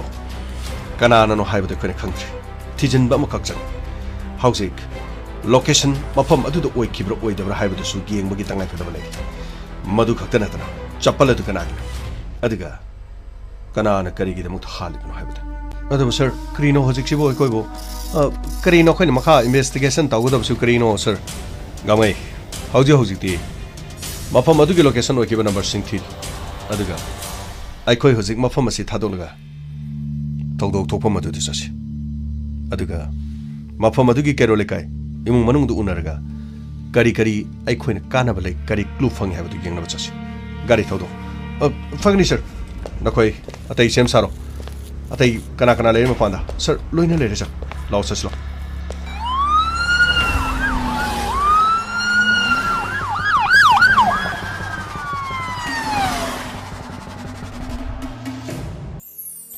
ꯊꯧꯗꯣꯛ ꯑꯁꯤ ꯀꯌꯥꯗ ꯅꯨꯡꯉꯥꯏꯇ꯭ꯔꯕꯅꯣꯅꯦ ꯃꯥꯅ ꯃꯐꯝ ꯑꯁꯤꯗ ꯂꯥꯛꯑꯝꯃꯒ ꯆꯔꯨ ꯀꯣꯛꯁꯤꯗ ꯆꯠꯇꯅ ꯁꯤꯒꯗꯧꯔꯤꯕ ꯃꯔꯝꯁꯤꯕꯨ ꯀꯔꯤꯒꯤꯅꯣꯅꯦ ꯃꯥꯕꯣ ꯑꯁ ꯃꯤꯌꯥꯝ ꯃꯃꯥꯡꯁꯤꯗꯅꯦ ꯑꯣꯟꯊꯣꯛꯅꯁꯨ ꯅꯨꯡꯉꯥꯏꯈꯤꯗ꯭ꯔꯦ ꯑꯩꯅꯅꯦ ꯍꯦꯛ ꯏꯕꯣꯛꯊꯣꯛꯀꯤ ꯄꯣꯛꯆꯕ ꯏꯆꯥ ꯑꯣꯏꯔꯕꯗꯤ ꯂꯩꯀꯥꯏ ꯃꯤꯌꯥꯝ ꯃꯃꯥꯡꯁꯤꯗꯅꯦ ꯑꯩꯅ ꯆꯥꯎꯊꯣꯛꯆꯒꯗꯕꯅꯤ ꯑꯗꯨꯕꯨ ꯑꯩꯅꯗꯤ ꯄꯣꯛꯆꯕ ꯏꯆꯥ ꯏꯃꯧ ꯅꯠꯇ꯭ꯔꯦꯗꯣ ꯑꯁ ꯀꯔꯤꯅꯣꯅꯦ ꯑꯩꯒꯤ ꯁꯤꯗ ꯂꯥꯛꯑꯝꯃꯒ ꯃꯥꯅ ꯁꯤ ꯍꯥꯏꯕꯁꯤꯗꯗꯤ ꯑꯩꯗꯤ ꯀꯔꯤꯅꯣ ꯇꯧꯒꯗꯕꯁꯤ ꯈꯪꯕ ꯉꯝꯗ꯭ꯔꯦ ꯏꯃꯥ ꯑꯩ ꯑꯁ꯭ꯋꯥꯏꯐꯥꯎꯗ ꯊꯣꯛꯈꯤꯒꯦ ꯍꯩ ꯉꯥꯏꯈꯣꯅꯦ ꯁꯔ ꯅꯪꯕꯨ ꯊꯧꯗꯣꯛ ꯑꯁꯤꯒꯤ ꯃꯇꯥꯡꯗ ꯀꯔꯤ ꯀꯔꯤ ꯈꯪꯕ ꯂꯩꯒꯦꯅꯦ ꯏꯕꯨꯡꯉꯣ ꯏꯃꯥ ꯑꯩꯅ ꯀꯔꯤ ꯈꯪꯗꯣꯏꯅꯣ ꯏꯇꯩꯃꯗꯨꯅ ꯁꯤꯔꯝꯗꯥꯏꯗꯨꯗ ꯁꯤꯗ ꯂꯥꯛꯑꯒ ꯂꯧꯕꯨꯛ ꯑꯁ꯭ꯋꯥꯏꯗ ꯆꯠꯂꯒ ꯀꯣꯛ ꯁꯤꯔꯦ ꯅꯠꯇꯦ ꯑꯩꯈꯣꯏꯗꯁꯨ ꯀꯔꯤꯅꯣ ꯈꯔ ꯍꯥꯏꯕꯁꯨ ꯌꯥꯏ ꯅꯨꯡꯉꯥꯏꯇꯕ ꯋꯥꯁꯨ ꯍꯥꯏꯔꯝꯗꯦ ꯑꯩꯅꯦ ꯀꯩꯅꯣ ꯂꯩꯀꯥꯏꯁꯤꯗ ꯑꯩꯁꯨ ꯌꯥꯝ ꯏꯀꯥꯏꯈ꯭ꯔꯖꯥꯠꯅꯤ ꯑꯩꯈꯣꯏ ꯇꯥꯖꯧꯗꯨ ꯄꯣꯛꯃꯤꯟꯅꯗꯦ ꯍꯥꯏꯕꯒꯤ ꯋꯥꯅꯤ ꯏꯌꯥꯝꯕꯅꯤ ꯃꯥꯅꯁꯨ ꯑꯩꯕꯨ ꯅꯨꯡꯉꯥꯏꯔꯝꯃꯣꯏ ꯑꯗꯨꯕꯨ ꯑꯩꯁꯨ ꯏꯀꯥꯏꯔꯤꯕꯅꯤ ꯏꯃꯥ ꯀꯔꯤꯅꯣ ꯄꯨꯂꯤꯁꯅꯁꯨ ꯊꯤꯖꯤꯟꯕ ꯌꯥꯕ ꯊꯤꯖꯤꯜꯂꯦꯗꯅ ꯑꯆꯨꯝꯕ ꯑꯗꯨꯝ ꯊꯣꯛꯆꯔꯛꯆꯅꯤꯗ ꯑꯩ ꯑꯁ꯭ꯋꯥꯏꯐꯥꯎꯗ ꯆꯠꯂꯨꯅꯕ ꯇꯧꯒꯦ ꯉꯥꯏꯈꯣꯅꯦ ꯁꯔ ꯅꯍꯥꯟ ꯃꯤꯃꯤꯅ ꯂꯥꯛꯑꯝꯕꯗꯨꯕꯨ ꯃꯐꯝ ꯑꯁꯤꯗ ꯅꯨꯃꯤꯗꯥꯡ ꯋꯥꯏꯔꯝ ꯐꯥꯎꯕ ꯂꯩꯔꯝꯃꯤ ꯍꯥꯏꯕꯁꯤꯕꯨ ꯑꯩꯗꯤ ꯀꯩꯊꯦꯜꯂꯣꯝꯗ ꯊꯣꯛꯇ ꯌꯥꯗꯗꯅ ꯃꯔꯨꯞ ꯑꯃꯒꯤꯅꯦꯅ ꯃꯌꯥꯝ ꯄꯨꯟꯕꯗꯨ ꯌꯥꯎꯗ ꯌꯥꯗꯦꯗꯅ ꯃꯉꯣꯟꯗ ꯍꯥꯏꯔꯝꯃꯒ ꯆꯠꯂꯦ ꯑꯩꯅ ꯍꯜꯂꯛꯄꯗꯗꯤ ꯃꯥꯕꯨ ꯂꯩꯔꯝꯗꯦ ꯅꯪꯕꯨ ꯅꯇꯩꯃꯗꯨꯅ ꯆꯠꯈꯤꯕꯗꯨꯗ ꯅꯪꯕꯨ ꯇꯁꯦꯡꯅ ꯅꯃꯤꯠꯇꯨꯅ ꯎꯍꯧꯕ꯭ꯔꯅꯦ ꯏꯕꯨꯡꯉꯣ ꯀꯔꯤꯅꯣꯅꯤ ꯏꯃꯥꯅ ꯑꯩꯉꯣꯟꯗ ꯑꯃꯨꯛ ꯆꯤꯡꯅꯔꯤꯔꯥ ꯍꯥꯏꯁꯤꯕꯣ ꯑꯩꯅ ꯆꯠꯈ꯭ꯔꯦ ꯍꯥꯏꯕꯗꯨꯗꯤ ꯏꯃꯥꯅ ꯑꯩꯉꯣꯟꯗ ꯑꯃꯨꯛ ꯆꯤꯡꯅꯔꯤꯔꯥꯒ ꯅꯠꯇꯦꯅꯦ ꯏꯕꯨꯡꯉꯣ ꯑꯩꯁꯨ ꯅꯨꯃꯤꯠ ꯑꯗꯣ ꯊꯣꯡꯒꯥꯟ ꯐꯥꯎꯕ ꯍꯦꯛ ꯊꯤꯟꯇꯣꯛꯄ ꯌꯥꯎꯔꯝꯃꯗꯤ ꯐꯗꯧꯕ ꯃꯥꯅꯦ ꯏꯃꯨꯡ ꯑꯁꯤꯗ ꯅꯈꯣꯏ ꯄꯨꯟꯅ ꯅꯈꯣꯏ ꯋꯥꯔꯤ ꯁꯥꯟꯅꯗꯅ ꯈꯣꯠꯇꯅ ꯂꯩꯍꯧꯕꯗꯨꯗ ꯀꯔꯤꯅꯣ ꯑꯩꯗꯤꯅꯦ ꯃꯥꯅ ꯆꯠꯈꯤꯕꯗꯨ ꯎꯍꯧꯗ꯭ꯔꯕꯅꯤꯅ ꯅꯈꯣꯏꯅ ꯆꯠꯈ꯭ꯔꯦ ꯍꯥꯏꯕꯗꯨꯗ ꯑꯩꯗꯤ ꯊꯥꯖꯔꯤꯕꯅꯤꯗꯅ ꯑꯗꯨꯒꯗꯤ ꯅꯨꯃꯤꯗꯥꯡꯗꯤ ꯕꯣꯁꯅꯥꯅ ꯐꯣꯟ ꯇꯧꯔꯛꯄꯗꯨꯗ ꯅꯤꯛ ꯂꯥꯎꯔꯒ ꯃꯥꯅ ꯌꯥꯝ ꯋꯥꯅ ꯍꯪꯖꯔꯛꯄꯗꯣ ꯏꯁꯥꯗ ꯇꯨ ꯈ꯭ꯌꯥꯎ ꯆꯤꯡꯕ ꯑꯃ ꯌꯥꯎ ꯑꯩꯅ ꯄꯣꯛꯆꯕ ꯑꯩꯒꯤ ꯏꯆꯥꯅꯨꯄꯥ ꯅꯠꯇ꯭ꯔꯕꯁꯨꯅꯦ ꯅꯪꯒ ꯑꯃꯗꯤ ꯏꯕꯣꯁꯅꯥꯒ ꯄꯣꯛꯂꯤꯕ ꯃꯄꯥꯗꯨꯗꯤ ꯑꯃꯠꯇꯅꯤꯗꯅ ꯃꯄꯥꯗꯨꯗꯤ ꯑꯩꯒꯤꯁꯨ ꯏꯄꯨꯔꯣꯏꯕꯅꯤꯗꯅ ꯏꯆꯥ ꯍꯥꯏꯕꯁꯦ ꯄꯣꯛꯄ ꯉꯥꯛꯇꯅ ꯃꯆꯥ ꯅꯠꯇꯦ ꯑꯌꯣꯛꯄꯁꯨꯅꯦ ꯃꯆꯥꯅꯤ ꯍꯥꯏꯗꯅ ꯑꯗꯨꯃꯛ ꯍꯥꯏꯅꯔꯤꯕꯗꯨꯅꯤ ꯑꯩꯅ ꯄꯣꯛꯆꯗ꯭ꯔꯕꯁꯨ ꯑꯩꯒꯤ ꯏꯄꯨꯔꯣꯏꯕꯒꯤ ꯃꯆꯥꯅꯤ ꯈꯜꯂꯨꯕꯗ ꯑꯩꯅ ꯍꯦꯛ ꯄꯣꯛꯆꯕ ꯏꯆꯥꯒꯨꯝ ꯑꯩꯅ ꯑꯇꯣꯝꯕꯤ ꯑꯃ ꯑꯣꯏꯔꯕꯁꯨꯅꯦ ꯑꯩ ꯃꯥꯕꯨꯗꯤ ꯊꯃꯣꯏ ꯁꯦꯡꯅ ꯅꯨꯡꯁꯤꯕꯅꯤꯅꯦ ꯁꯔꯠ ꯑꯁ ꯌꯥꯔꯦꯗ ꯏꯃꯥ ꯃꯤꯒꯤ ꯃꯃꯥꯡꯗꯗꯤ ꯑꯇꯣꯝꯕꯤ ꯃꯆꯥ ꯍꯥꯏꯕ ꯁꯤꯒꯨꯝꯕ ꯊꯧꯗꯣꯛ ꯊꯣꯛꯂꯛꯑꯀꯥꯟꯗꯗꯤ ꯃꯤꯅꯅꯦ ꯑꯩꯈꯣꯏꯁꯤ ꯌꯥꯝꯅ ꯍꯟꯊꯅ ꯌꯦꯡꯕ ꯃꯣꯏ ꯏꯃꯥ ꯑꯇꯣꯝꯕꯤ ꯃꯆꯥ ꯑꯣꯏꯅ ꯄꯣꯛꯄꯁꯤꯁꯨ ꯄꯥꯞ ꯅꯠꯇꯦꯅꯤ ꯏꯃꯥ ꯑꯩꯁꯨ ꯑꯇꯣꯝꯕꯤ ꯃꯆꯥ ꯑꯣꯏꯅ ꯄꯣꯛꯆꯒꯦꯅ ꯑꯩꯅ ꯕꯥꯔꯇꯣꯟ ꯊꯥꯈꯤꯕ ꯅꯠꯇꯦꯅꯤ ꯏꯃꯥꯒꯤ ꯒꯔꯚꯗ ꯑꯩꯁꯨ ꯏꯃꯥꯒꯤ ꯃꯆꯥꯅꯤ ꯍꯥꯏꯅ ꯄꯣꯛꯂꯤꯕꯅꯤ ꯇꯥꯖꯧꯗꯣ ꯑꯩꯁꯨ ꯑꯗꯨꯃꯛ ꯅꯨꯡꯁꯤ ꯏꯇꯩꯃꯁꯨ ꯅꯨꯡꯁꯤ ꯑꯗꯨꯕꯨ ꯈꯪꯗ꯭ꯔꯦ ꯑꯩꯈꯣꯏꯁꯨ ꯊꯧꯗꯣꯛꯇꯣ ꯍꯦꯛ ꯊꯣꯛꯄꯒ ꯇꯝꯂꯤꯕꯗꯨꯅꯤ ꯃꯤꯌꯥꯝꯁꯤꯅꯅꯦ ꯑꯩꯈꯣꯏꯗ ꯍꯦꯛꯇ ꯀꯔꯛ ꯌꯦꯡꯁꯟꯗꯅꯅꯦ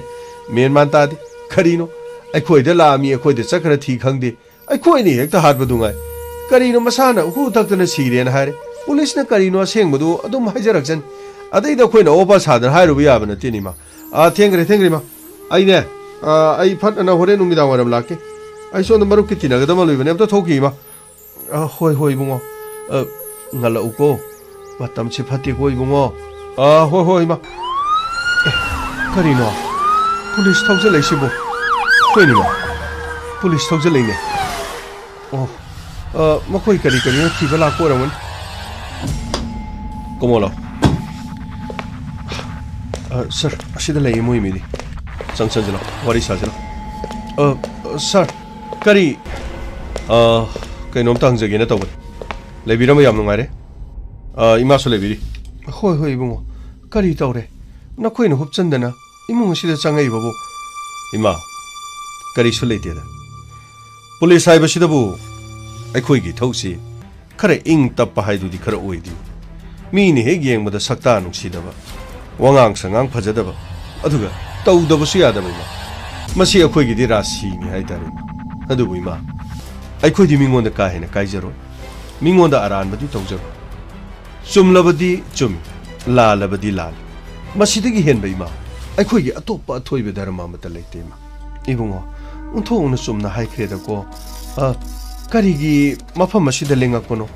ꯀꯔꯤ ꯇꯧꯕ ꯌꯥꯎꯔꯦ ꯀꯔꯤ ꯀꯔꯝ ꯇꯧꯔꯦ ꯏꯃꯥ ꯑꯊꯨꯕ ꯃꯇꯝꯗ ꯃꯔꯥ ꯂꯩꯕ ꯃꯤ ꯁꯣꯏꯗꯅ ꯐꯥꯔꯅꯤ ꯑꯗꯨꯕꯨ ꯏꯃꯥ ꯋꯥꯐꯝ ꯑꯁꯤ ꯏꯃꯨꯡ ꯑꯁꯤꯗꯒꯤꯁꯨ ꯍꯧꯈꯤꯕꯅꯤꯅ ꯍꯥꯏꯕꯗꯤ ꯏꯃꯨꯡ ꯑꯁꯤꯗ ꯏꯇꯩꯃ ꯃꯦꯃꯤ ꯃꯐꯝ ꯑꯁꯤꯗ ꯂꯥꯛꯑꯝꯃꯤ ꯍꯥꯏꯕꯁꯤꯗꯤ ꯆꯨꯝꯃꯦꯀꯣ ꯏꯕꯨꯡꯉꯣ ꯃꯥ ꯂꯥꯛꯑꯝꯃꯤ ꯅꯨꯃꯤꯠ ꯑꯗꯣ ꯌꯥꯝꯅ ꯊꯦꯡꯕ ꯐꯥꯎꯕ ꯏꯃꯨꯡ ꯑꯁꯤꯗ ꯂꯩꯔꯝꯃꯤ ꯍꯥꯏ ꯏꯃꯨꯡ ꯑꯁꯤꯗ ꯂꯩꯔꯝꯃꯤ ꯍꯥꯏ ꯃꯁꯤꯅ ꯇꯥꯛꯄꯗꯤ ꯏꯇꯩꯃ ꯃꯦꯃꯤꯅ ꯏꯃꯨꯡ ꯑꯁꯤꯗ ꯌꯥꯝꯅ ꯊꯦꯡꯅ ꯂꯩꯕꯁꯤ ꯏꯃꯥꯅꯗꯤ ꯎꯕꯤꯍꯧꯗ꯭ꯔꯦ ꯏꯕꯨꯡꯉꯣ ꯑꯩ ꯅꯨꯃꯤꯗꯥꯡ ꯋꯥꯏꯔꯝꯗ ꯇꯉꯥꯏ ꯐꯗꯅꯅꯦ ꯂꯩꯀꯥꯏꯒꯤ ꯑꯍꯜ ꯂꯃꯟꯁꯤꯡꯒꯤ ꯑꯣꯏꯕ ꯃꯔꯨꯞ ꯑꯃ ꯍꯦꯛ ꯍꯦꯛ ꯄꯨꯜꯂꯤ ꯊꯥꯒꯤ ꯁꯦꯟꯈꯥꯏ ꯃꯆꯥ ꯃꯆꯥ ꯍꯦꯛ ꯇꯧꯕ ꯃꯥ ꯂꯥꯛꯄ ꯅꯨꯃꯤꯠꯇꯨꯗꯅꯦ ꯑꯩꯁꯨ ꯍꯦꯛ ꯆꯠꯊꯣꯛꯎꯔꯦ ꯃꯔꯨꯞꯇꯨ ꯐꯪꯂꯕꯗꯤ ꯀꯔꯤꯅꯣ ꯃꯥꯅ ꯂꯥꯛꯄꯗꯨꯗ ꯏꯁꯥꯒꯤꯗꯃꯛꯅꯦ ꯑꯩ ꯁꯦꯜ ꯈꯔ ꯄꯤꯁꯤꯔꯥ ꯍꯥꯏꯗꯅ ꯑꯩ ꯍꯣꯠꯅꯔꯝꯕꯅꯤꯅꯦ ꯏꯕꯨꯡꯉꯣ ꯑꯗꯨꯗꯤ ꯁꯦꯜ ꯄꯤꯒꯅꯤ ꯃꯔꯨꯞ ꯐꯥꯎꯔꯛꯑꯒ ꯄꯩꯁా ꯄꯤꯒꯅꯤ ꯍꯥꯏꯕ ꯋꯥꯐꯝꯁꯤ ꯏꯇꯩꯃ ꯃꯦꯃꯤꯗ ꯍꯥꯟꯅ ꯏꯃꯥꯅ ꯍꯥꯏꯈꯤꯕ ꯅꯠꯇ꯭ꯔꯒ ꯑꯗꯣꯝꯒꯤ ꯏꯆꯥꯅꯨꯄꯥ ꯑꯍꯟ ꯏꯕꯣꯁꯅꯥꯗ ꯋꯥꯐꯝ ꯑꯁꯤ ꯍꯥꯟꯅ ꯍꯥꯏꯕꯤꯈꯤꯕꯗꯤ ꯂꯩꯕ꯭ꯔꯣ ꯂꯩꯇꯦ ꯏꯕꯨꯡꯉꯣ ꯑꯩꯒꯤꯗꯤ ꯏꯆꯥꯒꯤ ꯏꯆꯥ ꯉꯥꯛꯇꯅꯤ ꯑꯩꯅ ꯌꯨꯝ ꯑꯁꯤꯗꯅꯦ ꯏꯕꯨꯡꯉꯣ ꯑꯇꯣꯝꯕꯤ ꯑꯣꯏꯅ ꯂꯥꯛꯈꯤꯕꯁꯦ ꯏꯆꯦꯗꯨ ꯂꯩꯅ ꯑꯩꯅ ꯂꯥꯛꯈꯤꯕ ꯅꯠꯇꯦ ꯏꯆꯦꯗꯨ ꯂꯩꯈꯤꯗ꯭ꯔꯕ ꯃꯇꯨꯡꯗ ꯑꯩ ꯌꯨꯝ ꯑꯁꯤꯗ ꯂꯥꯛꯈꯤꯕꯅꯤ ꯑꯩꯅ ꯀꯩꯗꯧꯉꯩꯗꯅꯦ ꯏꯕꯣꯁꯅꯥꯒꯤ ꯃꯊ꯭ꯋꯥꯏ ꯅꯨꯡꯉꯥꯏꯇꯅꯕ ꯅꯣꯡꯃꯇ ꯍꯣꯠꯅꯈꯤꯕ ꯂꯩꯇꯦ ꯀꯩꯔꯣꯜ ꯂꯩꯀꯥꯏ ꯑꯁꯤꯅꯁꯨ ꯄꯨꯝꯅꯃꯛ ꯈꯪꯕꯅꯤ ꯏꯆꯥꯒꯤ ꯏꯆꯥ ꯑꯃꯅꯤ ꯆꯞ ꯃꯥꯟꯅꯩ ꯈꯟꯗꯨꯅ ꯑꯩꯗꯤ ꯂꯨꯅ ꯇꯧ ꯑꯗꯨꯒꯅꯦ ꯏꯃꯧ ꯅꯨꯄꯤ ꯃꯦꯃꯤꯅꯁꯨ ꯈꯪꯕꯅꯤ ꯃꯍꯥꯛꯅꯅꯦ ꯀꯌꯥꯔꯛ ꯏꯃꯨꯡ ꯑꯁꯤꯗ ꯂꯩꯇ ꯂꯥꯏꯔꯒꯤ ꯂꯥꯛꯄꯗꯅꯦ ꯑꯩꯅꯗꯤ ꯁꯦꯜ ꯌꯥꯝ ꯊꯣꯛꯄꯗꯤ ꯅꯠꯇꯦꯗꯣ खरा मना मसिंग खरे योनमगी तुंगसिनजब पैसादो इमौनिको खंदना अइना ngamjaba kharadi piban numit adu aina ne maru polubado madudagi phangakpa paisadu kariguma phangla amlabadi aina soidana mangonda su piramgani yamna nungai ma imagi chimbaldagi thoroklibu wahi karadu thamoi sengba machabu nungsiba manba wahi kharadi yaw ima de koina aranba karimata khanba leiti aduga ima police saibasidi ma matam punumakta wahi khudimak thabak khudimakta singna ganba मीबु थाजब ngमगंदबा अदुम कांगलुप अमनी मा वारो बिबे यादि कोइमा सोम कदोम the सपिगदबा sir I थबा मचा कदम आइसु इमानब खर पुनसे हाइनबगी वाफम खर लेबा मरुप अमगी वा तानगदम ओ इमा सु मरुप को मरी लेनबा वा अदुगा सोम सु मरुप का मरी लेनब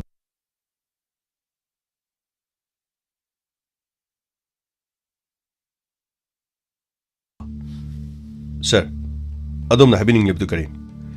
मरुकल मरी लेनबो वा हाइनबा मतमदा हाइबि यादे हाइबगी चनबि लेब्रा नो नो नो लेते चानबदो यामना चानबदो अदुगी वानि एनीवे सोंगी खुंगुपसी यामना फजे सिबो ऑनलाइन दगी कपिब्रा नत्रगा कैथेदगी लेबिब्रा सर अइना तोम खुंगुप तो ऑनलाइन दगी नत्रगा कैथेलगी लेबा हंगबगी मरम सिबो करीमता लेती अखोय चपल जुरा मगी खुंगुल याम कनली करी चपल जुरा अदुगा मदुगा इगा करीमता किबिरुनु संतोष सर चपल दो तो पिरो सर सर ले सर चप्पल जुरासी अमुतो तोंजमियो सर चप्पल जुरासी करिगिनो सिरे एगी नथिना सोंगिने ना हाइबे नथि सोंगी खोंगदा चप्पल जुरासी चाब्रा चादब्रा अमुति गिंगजेगे दबने सिरि एगी सानरो एगी खोंगदा करिमते सानगदब लेथि अदुरबसु अमुक्तंग तोंगसिन बिबद करि कायबगे कैसु कायथि सर नंगी चप्पल मा थीब खंगदे हाइबदुदि ꯑꯗꯨꯒ ꯁꯤꯒꯗꯤ ꯃꯆꯨ ꯃꯥꯟꯅꯗ꯭ꯔꯅꯦ ꯁꯤꯕꯣ ꯏꯃꯥ ꯑꯗꯨꯒꯤ ꯆꯄꯜꯗꯨꯗꯤ ꯇꯠꯇꯅ ꯑꯩꯅ ꯂꯝꯕꯤꯗ ꯂꯪꯊꯣꯛꯈ꯭ꯔꯕꯅꯤ ꯑꯣ ꯅꯪꯕꯨ ꯅꯍꯥꯟꯗꯤ ꯆꯄꯜꯗꯨ ꯊꯤꯕ ꯈꯪꯗꯦ ꯍꯥꯏꯈꯤꯗꯥꯏꯅꯦ 이마 아두 사포도 레라메 tatpadige ina lang thokrabani karino habirisibo sapalsi tongdringedi mana sapalsi sarakini hairo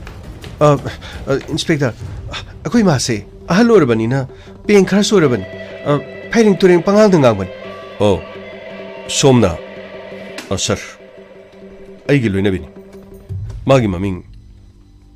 memota oh yam nungari madam memota adom adongi nembo pu kitang peng choire haribo wafamdo akhoi go wari sanabadadi masi karigumba mata tawba mandir aduga ima sapal sibu isano pana tongba sibu ngasi dagi numi kyani gi mamang do bibagi ibungo mana dum ayung thin tongmani ado nahandi chapal si leitre na hangba ibungo ado mana di mo tat laga hundo krena so ha mandi magi duga yamna manaba ima aikoina harisibu karino police na ngangi wasti imana karanta sambirisibu karino amukta ngai ko ima bu nganhan bi haihan bi ima da thingba pibigan case asida aikoina singnari basi mi ama khagnati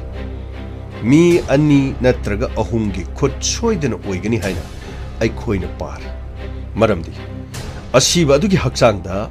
makhut oi amadi yet mi ani changna kanna pairga namduna phuba chaiba otpane kiba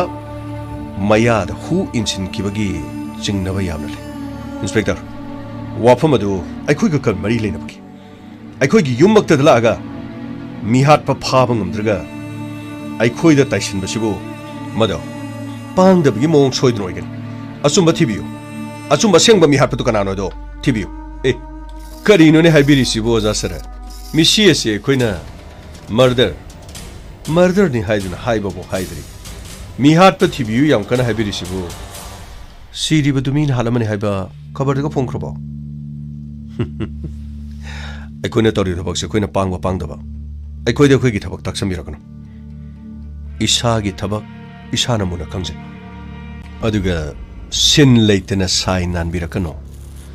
sai se kon khat khini kamai sir yum makoi beda sir nani hengjari sir sai lang kri ama laibre yengbune sir haji phawbudi kri so laite sir singjang makho komba kri gomba sir ama khakte ina singna bam de lai sir kaidoba singjang makho sir singjang de lai hawba sir aduga singjang dugi magi makhok to adu de lai hawdoba sir tek kiborangani natraga mathanta mang kiborangani natra ojasra sir mafam asida lakpiraga aikhoi bi yamna chingnabi ba mal siri bado aigi yambagi loinabi aigi suitemen adugumba wakhan aingonda legedaba nati karino ne hajiba adugumba wakhan aingonda legedaba nati ojasra aikhoi ojasra pu phabla kunati adubu chap chana khudam amadi changdam phanglaba matungda aikhoi mi hat padu soidena phaga aduga mi hat pasu ama khakana ani natraga ahum aikhoi chana batau santos sir sapal se paisal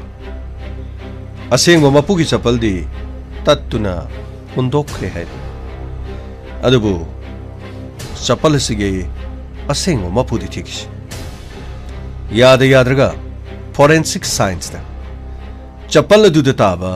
khong maram fingerprint ngasi numit marini phawdi ledi banin matam lein sidagi hen khradi yadabasu yai anyway fingerprint thibagi matam ong kun marina bes yam labada numit marini phawdi anyway lamdam masida madugi khudong sabale benati kanar kibusu yai sapal du mapuna te hairabanina paisalo sir gi wafam du da sapal gi mapuna te haibi sibo sorry ojasarat wahi haibasi hek haibada su soi ki ba yawbajang mioi banina kari gumba matam da Ima, ꯑꯩꯈꯣꯏ ꯑꯃꯨꯛ ꯌꯧꯖꯔꯛꯈꯤꯒꯦ ꯑꯗꯣꯝꯒꯤ ꯅꯨꯡꯁꯤꯔꯕꯤ ꯏꯃꯧ ꯅꯨꯄꯤꯒꯤꯗꯃꯛ ꯑꯗꯣꯝꯅ ꯁꯦꯜ ꯈꯔ ꯄꯨꯊꯣꯛꯇꯨꯅ ꯄꯤꯅꯕ ꯍꯣꯠꯅꯈꯤ ꯇꯥꯕꯗ ꯏꯃꯥꯕꯨ ꯑꯩꯈꯣꯏꯅ ꯏꯀꯥꯏ ꯈꯨꯝꯅꯖꯔꯤ ꯏꯃꯥ ꯃꯃꯥ ꯍꯥꯏꯕꯁꯤꯗꯤ ꯑꯇꯣꯟꯕꯤ ꯍꯥꯏꯕ ꯑꯍꯟ ꯍꯥꯏꯕ ꯂꯩꯇꯦ ꯃꯃꯥ ꯍꯥꯏꯕ ꯃꯤꯡꯊꯣꯜ ꯑꯁꯦ ꯀꯔꯝꯕꯗ ꯄꯤꯒꯗꯒꯦ ꯍꯥꯏꯕꯁꯤ ꯅꯨꯄꯥ ꯑꯩꯈꯣꯏꯗ ꯏꯃꯥ ꯍꯥꯏꯅ ꯀꯧꯕ ꯁꯨꯡꯌꯥ ꯌꯥꯔꯣꯏ ꯏꯃꯥ ꯍꯥꯏꯅ ꯀꯧꯔꯤꯕ ꯑꯗꯨꯒꯨꯝꯕ ꯃꯤꯑꯣꯏ ꯃꯤꯁꯛ ꯑꯗꯣ ꯃꯃꯥ ꯑꯃꯒꯤ ꯑꯈꯟꯅꯕ ꯑꯊꯣꯏꯕ ꯒꯨꯟ ꯆꯦꯟꯒꯗꯕꯅꯤ ꯍꯥꯏꯕꯁꯦ ꯏꯄꯥ ꯏꯄꯨ ꯑꯍꯜ ꯂꯃꯟꯁꯤꯡꯅ ꯇꯥꯛꯄꯤꯔꯝꯃꯤ ꯏꯃꯥ ꯍꯥꯏꯕꯗꯤ ꯃꯆꯥ ꯈꯨꯗꯤꯡꯃꯛꯀꯤꯗꯃꯛ ꯑꯋꯥꯕ ꯎꯕ ꯉꯝꯕꯤ ꯃꯆꯥ ꯈꯨꯗꯤꯡꯃꯛꯀꯤꯗꯃꯛ ꯃꯥꯏꯄꯨꯅꯕ ꯉꯝꯕꯤ ꯑꯗꯨꯒ ꯃꯁꯥꯅ ꯄꯣꯛꯆꯕ ꯃꯆꯥ ꯑꯗꯨ ꯈꯛꯇ ꯅꯠꯇꯅ ꯃꯥꯂꯦꯝ ꯑꯁꯤꯗ ꯂꯩꯔꯤꯕ ꯃꯆꯥ ꯄꯨꯝꯅꯃꯛꯄꯨ ꯃꯆꯥꯗꯧꯅ ꯈꯟꯕ ꯉꯝꯕꯗꯣ ꯃꯗꯣ ꯑꯁꯦꯡꯕ ꯃꯃꯥ ꯑꯃꯒꯤ ꯃꯆꯠ ꯏꯃꯥꯒꯤ ꯋꯥꯐꯝ ꯈꯔꯗ ꯑꯁꯦꯡꯕ ꯈꯔꯒꯤ ꯃꯃꯤ ꯇꯥꯏ ꯍꯥꯏꯖꯕ ꯅꯆꯥꯅ ꯉꯁꯤ ꯏꯃꯥꯒꯤ ꯄꯨꯛꯆꯦꯜ ꯈꯪꯖꯔꯦ ꯉꯁꯤꯒꯤ ꯑꯣꯏꯅꯗꯤ ꯏꯃꯥ ꯑꯩꯈꯣꯏ ꯑꯃꯨꯛ ꯌꯧꯖꯈ꯭ꯔꯒꯦ ꯑꯗꯨꯕꯨ ꯏꯃꯥ ꯀꯔꯤꯒꯨꯝꯕ ꯑꯗꯣꯝꯅ ꯑꯗꯣꯝꯒꯤ ꯏꯆꯥꯅꯨꯄꯥ ꯏꯕꯣ ꯁꯅꯥꯕꯨ ꯅꯨꯡꯁꯤꯕ ꯑꯗꯨꯒ ꯑꯗꯣꯝꯒꯤ ꯏꯃꯧ ꯅꯨꯄꯤ ꯃꯦꯃꯤꯕꯨ ꯅꯨꯡꯁꯤꯕ ꯑꯣꯏꯔꯕꯗꯤ ꯃꯈꯣꯏꯒꯤ ꯑꯁꯦꯡꯕ ꯑꯆꯨꯝꯕ ꯄꯨꯊꯣꯛꯅꯅꯕ ꯍꯣꯠꯅꯕꯗ ꯏꯃꯥ ꯑꯩꯈꯣꯏꯗꯁꯨ ꯌꯥꯏꯐ ꯃꯥꯡꯒꯣꯜ ꯑꯗꯨ ꯏꯃꯥꯅ ꯄꯤꯕꯤꯌꯨ ꯏꯃꯥꯒꯤ ꯏꯕꯨꯡꯉꯣ ꯁꯣꯏꯗꯅꯃꯛꯀꯤꯅꯦ ꯏꯃꯧ ꯅꯨꯄꯤ ꯃꯦꯃꯤꯒꯤ ꯃꯤꯍꯥꯠ ꯑꯗꯣ ꯃꯗꯨꯗ ꯆꯦꯟꯅꯕꯁꯤꯡ ꯑꯗꯣ ꯐꯥꯕ ꯑꯣꯏꯌꯨ ꯏꯕꯨꯡꯉꯣ ꯐꯥꯕ ꯑꯣꯏꯌꯨ ꯃꯈꯣꯏꯕꯨꯅꯦ ꯂꯦꯝꯅ ꯃꯥꯡꯍꯟꯒꯅꯨ ꯗꯟꯗꯤ ꯄꯤꯕ ꯏꯆꯥꯅꯅꯦ ꯗꯟꯗꯤ ꯄꯤꯕ ꯉꯝꯕ ꯑꯣꯏꯌꯨ ꯌꯥꯝꯅ ꯅꯨꯡꯉꯥꯏꯖꯔꯦ ꯏꯃꯥ ꯑꯗꯨꯗꯤ ꯑꯉꯥꯡꯁꯥ ꯑꯩꯈꯣꯏ ꯆꯠꯅꯕ ꯇꯧꯁꯤ ꯌꯦꯁ ꯁꯔ ꯑꯣꯖꯥ ꯁꯔ ꯊꯕꯛ ꯆꯠꯄꯤꯒꯅꯤ ꯍꯥꯏꯕꯗꯨ ꯆꯠꯄꯤꯔꯨꯔꯣ ꯑꯗꯨꯕꯨ ꯈꯔꯗꯤ ꯆꯦꯛꯁꯤꯟꯕꯤꯌꯨ ꯑꯩꯈꯣꯏꯁꯨ ꯆꯠꯆꯔꯨꯈꯤꯒꯦ ꯈꯨꯌꯥꯗ ꯎꯁꯤꯠꯇ꯭ꯔꯤꯕ ꯃꯈꯣꯏꯅ ꯉꯝꯂꯕꯅꯤ ꯍꯥꯏꯗꯨꯅ ꯃꯤꯒꯤ ꯏꯃꯨꯡꯗ ꯆꯪꯂꯛꯂꯒ ꯍꯦꯛꯇꯃꯛ ꯑꯩꯈꯣꯏꯕꯨ ꯀꯌꯥꯗ ꯍꯟꯊꯅ ꯁꯔ ꯀꯔꯤꯅꯣ ꯁꯦꯅꯟ ꯇꯣꯡꯉꯣ ꯍꯥꯏꯕꯗꯨꯗꯤ ꯀꯤꯕ꯭ꯔꯥ ꯀꯔꯤꯅꯣ ꯁꯦꯅꯟ ꯇꯣꯡꯉꯣ ꯌꯥꯗꯦꯅꯦ ꯁꯔ ꯁꯦꯅꯟ ꯇꯣꯡꯉꯒ ꯃꯈꯣꯡꯗꯣ ꯅꯥꯞꯇꯣ ꯆꯞ ꯆꯥꯅꯔꯝꯃꯗꯤ ꯁꯔ ꯑꯩꯗꯤ ꯃꯆꯤꯟꯗꯨꯗ ꯁꯔ ꯍꯣ ꯂꯤꯛꯂꯤ ꯑꯃ ꯄꯥꯏꯔꯒ ꯁꯔ ꯄꯦꯛ ꯊꯅ ꯏꯟꯒꯗꯕꯅꯤꯀꯣ ꯁꯔ ꯉꯝꯃꯩ ꯑꯗꯨ ꯌꯥꯕ ꯅꯠꯇꯦ ꯑꯗꯨꯒ ꯅꯪꯅ ꯍꯥꯏꯕꯗ ꯁꯤꯡꯖꯪꯗꯣ ꯀꯃꯥꯏꯅ ꯇꯧꯕꯅꯣ ꯁꯔ ꯁꯤꯡꯖꯪꯒꯤ ꯃꯈꯣꯛꯇꯨ ꯁꯔ ꯂꯩꯍꯧꯗꯦ ꯑꯗꯨꯕꯨ ꯁꯔ ꯁꯤꯡꯖꯪꯗꯤ ꯂꯩꯍꯧꯏ ꯁꯔ ꯁꯣꯏꯗꯅꯃꯛꯀꯤ ꯃꯐꯝ ꯑꯃꯗ ꯂꯣꯠꯁꯤꯟꯗꯨꯅ ꯊꯝꯃꯝꯒꯅꯤ ꯁꯇꯣꯁ ꯁꯔ ꯑꯁꯦꯡꯕ ꯍꯧꯖꯤꯛ ꯐꯥꯎꯕꯒꯤ ꯂꯣꯀꯦꯁꯟ ꯁꯔ ꯍꯌꯦꯡ ꯐꯥꯎꯕꯒꯤ ꯃꯅꯨꯡꯗꯗꯤ ꯑꯁꯦꯡꯕ ꯁꯣꯏꯗꯅ ꯈꯪꯒꯅꯤ ꯁꯔ ꯌꯥꯝꯅ ꯐꯔꯦ ꯂꯣꯀꯦꯁꯟ ꯑꯗꯨꯕꯨ ꯈꯪꯂꯕꯗꯤ ꯀꯅꯥꯅꯣ ꯍꯥꯏꯕꯗꯨ ꯁꯣꯏꯗꯅ ꯈꯪꯒꯅꯤ ꯀꯔꯤꯒꯨꯝꯕ ꯃꯐꯝ ꯑꯗꯨꯗ ꯂꯣꯀꯦꯁꯟ ꯑꯃꯠꯇ ꯂꯩꯔꯝꯗ꯭ꯔꯒꯅ ꯃꯊꯪꯒꯤ ꯏꯟꯚꯦꯁꯇꯤꯒꯦꯁꯟꯗꯗꯤ ꯁꯣꯏꯗꯅ ꯑꯩꯈꯣꯏꯒꯤ ꯂꯥꯡꯗ ꯊꯨꯅꯅꯕꯒꯤꯗꯃꯛ ꯃꯤꯍꯥꯠꯄꯗꯨ ꯁꯣꯏꯗꯅ ꯐꯥꯕ ꯇꯥꯏ ꯒꯥꯔꯤ ꯊꯧꯔꯣ ꯐꯪꯒꯅꯤ sir Lakle lakle Inspector Tayai Tayai Tayai Lakle lakle Lakle lakle Inspector Tayai Tayai Tayai